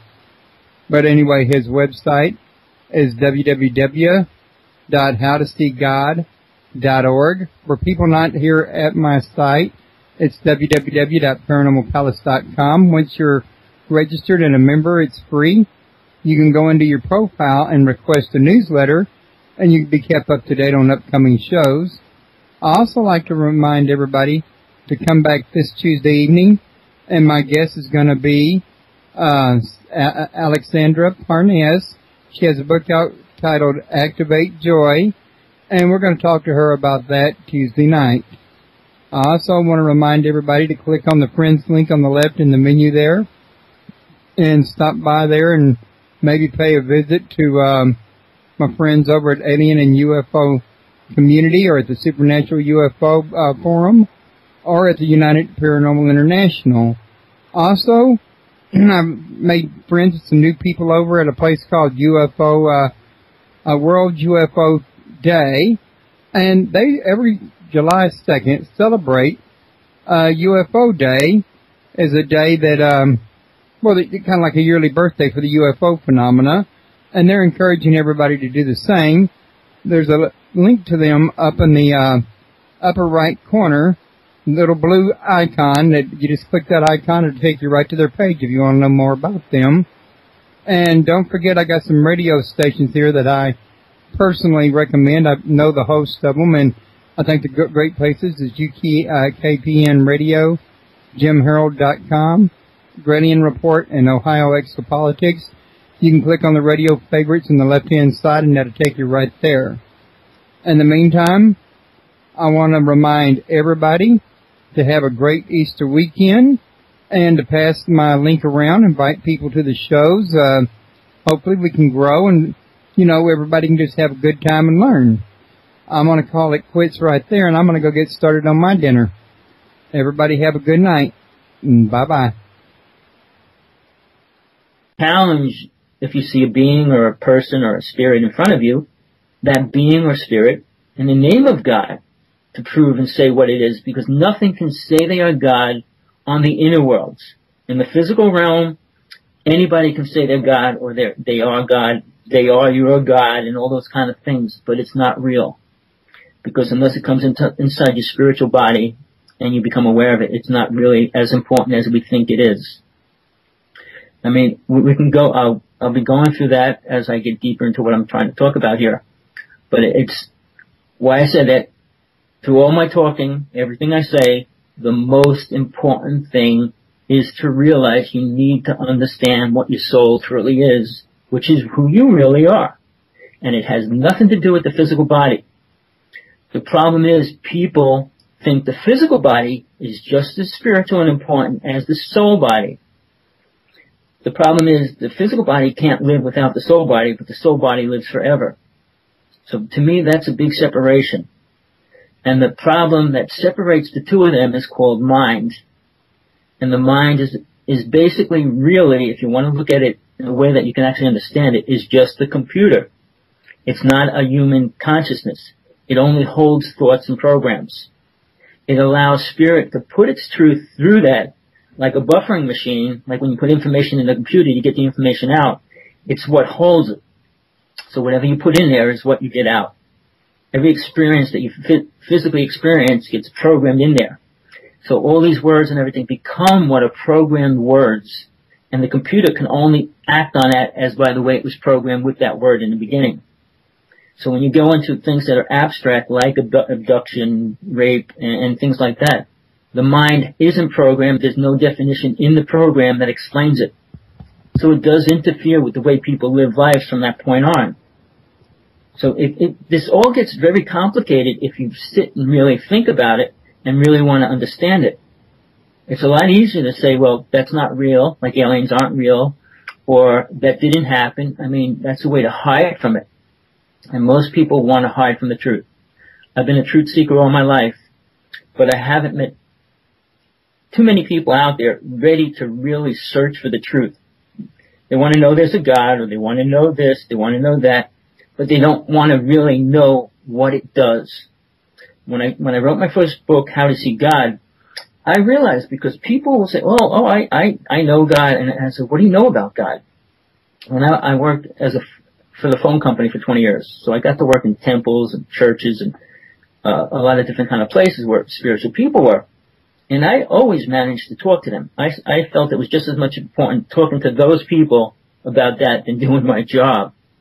But when I did, I found most of these people have very little understanding of God, which is real scary. Second of all, they have very little understanding of spirit. I mean, you could say, well, in the name of spirit, you can't force spirit to do anything. In the name of God, you can't force God to do anything. God does what it wants, period. When people sit there and pray and tell God to do something, I mean, that's ego. And that's people thinking they are God. Because God, if you believe in that aspect of it, it sees and knows everything. So why do you have to tell it what it already knows? You don't. So I say there, I almost wrote a book on prayer, but I just decided too many people wouldn't pick it up because they were programmed to believe that their prayer is so important. And now they're saying, well, if you pray, it changes the world, it changes it. Well, let's take a look at that real fast. The Tibetan people, who I consider one of the most spiritual people on the planet, have always been praying, and they pray all day. And that's their belief system. And they're being slaughtered, killed, and they're not even allowed to practice their own religion. So here's people praying that's supposed to be asking for the protection and guidance, and they're being the most sought out, killed, and everything else right now. Tibet's almost completely gone. China has destroyed them to the max. The United States will not get involved because they're afraid to fight China. So here's all these fears based on, well, if these people are spiritual, let's not defend them. Let's defend this country that's given us oil. I don't understand that. It's so sickening how mankind, well, we know that the world's based on money, and people live their lives on money. I'm sure there's a few good people out there that truly give from their heart, live from their heart. But in a world of 7 billion people, most of them don't have truth. And so I say I live in truth, and I live to find the truth. And I will stand for what I learn as my own truth, because no matter what path you are, whatever you follow, it should be what you truly believe, or you shouldn't be following it. And you should be giving your full heart into that, and never accept other people or other religions' influence in that. But what will happen, which I'll get into, is why that's all going to change really soon. And I'll get into the reasons what you really need to be doing now, what you have to focus on, and why you are focused on what you are already focused on. And I call that programmed ideas. So I'm just about 60. I had a lot of experiences. I had many bad experiences along the way, as just as many as good experiences. So what I want to say right from the start, it's easy to repeat what other people say. It's impossible to describe what other people experience. I mean, when people say they were abducted or raped, and I understand, you don't understand until you go through that experience. So these people talk about other people's experiences, even being abducted, whatever it is, they don't know. I mean, if you go to a psychiatrist, they have no clue, and they're trying to tell you what you experienced.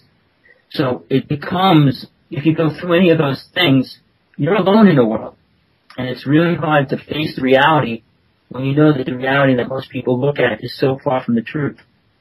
So I'm going to get into the details of why that happened, why it's still happening, and why it's going to change. So, I hope that answered that question. Okay. I was going to say, why don't you go ahead and you know exactly what material you got and how you want to present it. And this is kind of, well, the topic of spirituality and religion is not new to me, but your exact approach and your formatting is new to me. So why don't I let you go ahead and start this where you would like to start it at? All right, so just feel free to cut in anytime. All right, that's the way we'll do it. The way I'm putting this together today has only come to me recently because I just started my 4th book. I have 3 books out there, and anybody listening to this show, if they email me directly, I'll send them my first book. It'll be an ebook. It was written a couple years ago, many years ago, but it's a good starting point, or it's a good foundation to understand what I'm trying to explain in a short time right now. So I want to start with my first book's How to See God. And I wrote it because people talk about this, that, and the other thing, but when it comes to seeing God itself, and I spent so much time researching God and spiritualism. We'll get into spiritualism because that's a little bit separate. God itself, there was always some kind of forms of gods and God here. It's just the interpretation of that has been changed and rearranged and came out more recently in different aspects like alien gods and ancient gods and different things like that. But the fact is, and this is from my experience, which I give you people techniques to work with to learn how to experience it, and that is, there is one God. But I call the little ones the gods, G-O-D-S, is plural, because they're the ones that are in the lower realms, which interfere with us, work with the lower realms, which means astral plane, physical plane, and the dimensions that all these other things come out of. So, my second book, When Truth is Called Crazy, I did that book because most of the people I ever were with all my life call me crazy. Because the second you mention aliens, or out of the body, things like that, years ago, it wasn't accepted. If it wasn't for, like, out on a limb, astral projection, or just leaving the body wasn't even recognized among religions and people in the mainstream. I mean, she brought an awareness to something that was very, very important. I mean, religions in general don't get involved with that word, or accept it. But I'll get into that too, for the reasons why and why not. But in short, it was part of reality even during Jesus' time. So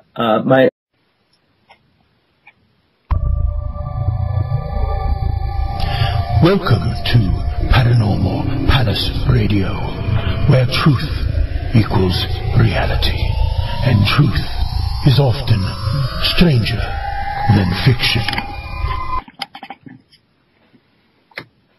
Hello everyone, welcome to Paranormal Palace Radio. This is your host, Royce the Redneck Radio Man.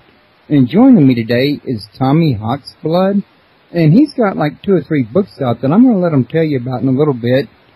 But the main thing he wanted to talk about today was religion versus spirituality. And Tommy has made the request that we put questions on hold until further on in the show to give him a chance to finish what he's saying first. So if y'all would do me a favor and just make a quick jot down note of your question, or if you do paste it in chat, I'll copy it to a document until it's time. And at a certain point, Tommy will let us know when he's ready to answer questions. And we'll just have a main session and a chat session on separate deals today, and we'll see how that works out. And also, before we get too far along, you can learn more about Tommy at www.howtoseegod.org. For those of you that are not listening right here at Paranormal Palace, pardon me, folks, you can come to www.paranormalpalace.com. So I'm going to go ahead and get us all started on the show while everybody's signing out and back in to get the sound working. And I'm going to let Tommy tell you a little something about himself and what brought him, it's got him interested in this subject. Tommy, I'm glad to have you back on my show again. How are you doing? Oh, I'm doing fine. It's always a pleasure. I'm glad to be back on. So, some of the people here, they know you. They see you in the chat room from time to time when you're here during the live shows. Some of them don't know you. So, real quick, for people listening that don't know you, why don't you tell them a little something about yourself and how you got interested in doing this? Well, it started when I was real young. I was 6 years old. I actually saw my first UFO. I was in a hospital. My brother was in a hospital with me, and this giant ball of light was coming towards the window, and it was heading like right where my brother was. I ran over the window, put my hands on the window, and then it shot back out into space. And I was only 6 years old, so I didn't have too much understanding of what was really going on during that whole time. But then for the next 4 years, I actually was being visited by a deity, which I didn't even know who that was for many years. But I just know it was a beautiful green being. And I studied with that being almost every night. And it was maybe 20 years later that I actually found out what deity that was. By the time I was 12, I had a friend staying at my house with me, and we had an alien creature walking around in our house, and we grabbed baseball bats and everything, and then it went out, and then we saw the ship just take off. At that point, I'm 12 years old, and my mother's telling me spirits don't exist, you can't talk to them, because I was always in communication with this being that was working with me. Then I was actually a Protestant at the time, and I became really spiritual in that vein. Went to my minister when I was 14 being baptized, and I asked him 4 questions, because then you're allowed to ask them a question. He couldn't answer any one of them. So at the age 14, I realized I had to start a real search to find the truth. Unluckily, I was introduced to a psychic who became my best friend, one of the top psychics, and I worked with her for 2 years. During that time, I became a witch, learned about all of the psychic powers that you actually can work with in this physical realm. I did something very bad, which I won't even say, but it made me realize that it was not where I wanted to be, and that's when my true spiritual quest started. For the rest of my life, I could say I studied maybe 12 different religions, followed 3 different masters, a lot of inner beings I worked with. So it became an incredible experience all along the way. And along the way, I had 4 death experiences. And through them, you learn so much. Plus, I got involved with a religion that was teaching how to leave the body, which I had no clue what it was. And within the first day I left my body, had this experience. It showed me the next 10 years of my life. And I suddenly realized the truth behind a lot of the lies and the things that people say, talk about. And it just took me into that place of being in awareness. Some might like it, some might not. So when you say the words, you use the word love, the definition here is so different between every person that talks about it. To think that a world with 7 billion people could say, well, we're all going to love each other. What does that mean? Most men, if you ask them the definition of love, will be much different than when you ask a woman. And when it comes down to sex and all those other words that fit into that, it changes that even. For a little child that never had sex, when they say they love somebody, it's more of a different kind of feeling than when an older man says they love somebody or a middle-aged man loves somebody. So all those things interfere with the word that we talk about. But the actual definition of love being the ultimate reality for all worlds, all time, and all beings, I would say is one of the most twisted lie that man's living by. I mean, I could go into the beginning when love was first created, because you have to go back, and women were never really accepted as a part of man's reality. I mean, men were considered the big people, the important people, and women weren't. So the whole concept of love was created rather recently. So I'll get into that a little more too, but I want to fill in the details right now. The word spiritualism. We have this other word suddenly on the rise among all people, that the world's becoming more spiritual. Look up the word spiritualism in the dictionary. You're not going to get very much. If you don't know spirit, which is the beginning of spiritualism, you don't know what spiritualism is. If you never had an experience of being spirit, which means the actual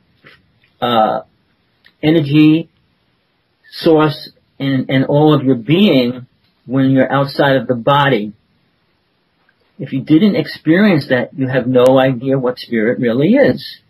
So they're saying spiritualism means the understanding of that. So if you never had that experience, how can you say you're becoming something you don't even know what it is? And that's the problem with the human race right now, is we compare things to what we don't know, including God. So for me, I have been visited by a being for many years. I have been out of my body. I spent 25 years learning how to travel outside of my body. You learn about angels, deities, beings, creatures, all those kind of words. But there's always a protection, and the highest form in all realms, all dimensions, is God. So when people say we're all God, I'll debate that in a second, but we'll get into that. But as we live our life, we should be searching for the definition for ourselves, but in an experience rather than a dictionary telling us what it means. If you want to understand soul, spirit, one must learn to leave the physical body. Not dying. I mean, it does happen when you die, but you want to be aware of being able to separate from the physical body. And the reason why for that, because when it gets close to your dying time, you will be with nothing if you haven't experienced that. Because faith is a word that is an idea that you're putting your attention on something that you have no clue whether it's real or not. And that's my definition for it. Experience means you understand it, you experience it so you know it's real. And that becomes no longer faith. When people talk about they talk to God and all these other things, it's easy to say that. But in reality, how much experience is really happening on what they're actually talking about? For me, when I had my first experience and I stepped out of my body, this ball of light was coming towards me. And I wasn't afraid. I grabbed it. And then I was traveling and I saw my life, the next 10 years of my life. But when I'm saying most people, when they start learning about that, the first time they're getting pulled out of their body or leaving their body, they freak out. And they're afraid. And then they come back in their body and they lose that experience, and they probably won't have it for many years if they ever have it again in this lifetime. So I give a few things to pointers for people. You need to have that experience, but you need to be aware if it's in a true coming from your heart that that's what you want to experience, that you are totally protected during it, no matter what can go down, what can happen. No entities, no spirits, no beings, nothing else can interfere with that. And at any point, you can always, I just want to get into that book that I'm talking about, When Truth is Called Crazy.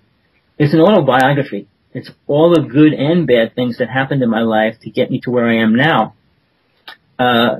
When I talk about people writing people's stories, I write my story. I write my experience. I'm not writing about everybody else's experiences, what people wrote about, what people prophesize, and all those kind of things. I deal with prophecy because I was with the two Hopi elders right before they died that were carrying the Hopi prophecy. I've danced all across the United States, powwow dancing, native dancing. Got to sit nights with many elders across the United States from every tribe, all the tribes, because we have lots of different tribes always dancing together. And the Mayans and the Aztecs and the Hopi, they all have different prophecies. Plus they've been changed so much over the past few years, because, and I hate to say this, but when the white man gets involved with native teachings, they are twisted and always made to sound nice.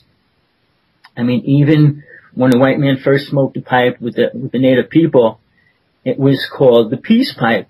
No, it was never a peace pipe. It wasn't about becoming peaceful friends. It was about prayer. It was about praying together, sending a prayer to God or spirit. So, I mean, even the idea is when man hears a word, they twist it to fit what they want it to mean. So why I'm getting into that is because what I'm going to talk about is the creating of belief and religion, because we're programmed so much at so many levels, especially since we're born, what's real, what's not real. So when you learn about Santa Claus, the Easter Bunny, and Jesus and God and all these different things, and you're told, well, the Easter Bunny is not real, Santa Claus is not real, but God's real, or if you're a Christian and Jesus is real, I mean, it's hard for a little child to adapt to that. But then in school and in grammar school and different things, you kind of be programmed into what a God is. If you pull up a dictionary and look up the word God, you'll find very little definition of God. And why? Very few people have any experience at all of what God is. So how could anybody write much about that?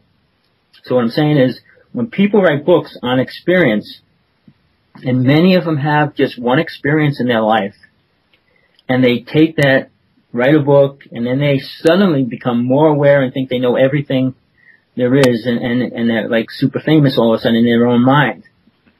I consider myself one of the luckiest people on the planet. I don't consider my ego big, but some people might say that because of what I know. But I'm not saying that what I know is from somebody else. It's from the actual experiences that I went through, which make it real to me. I don't try to get into all my experiences because then I'm trying to show my experience with God, and that you can't really do for anybody. And that's an individual thing that every soul, every person has to experience and learn how to create and work with themselves. So we're living in a world right now. The world's created by so many lies. The problem with that is man has accepted them. And by that I mean we can go back to the beginning of time when the first gods were here and what people were working with in those days to what they're working with now. And the problem also with that is mankind right now is living in this illusion that everything's going to be beautiful. And then you have to say, well, where did that idea come from? I can go into the whole aspect of the New Age world and why that's becoming what it is, but we will get into that a little bit here and there. Okay. But I want to hold on to the fact that we're trying to get into the beginning of how I want to split this, because we are so in tune with the idea of this ultimate dream we have, and two words we bring into that to create that, and one is love, and the other word is spiritualism.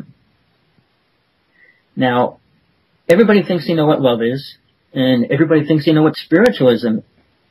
So look up those two words in a dictionary and see if they fit into your exact idea of what that word means. When you talk about love, you're talking about feelings and emotions inside the physical body. And they are different between every soul on this planet. Everybody experiences the same thing. I mean, if you're eating an apple, when everybody bites into that apple, they're all going to taste something, yes. They're going to have different reactions to the way it tastes.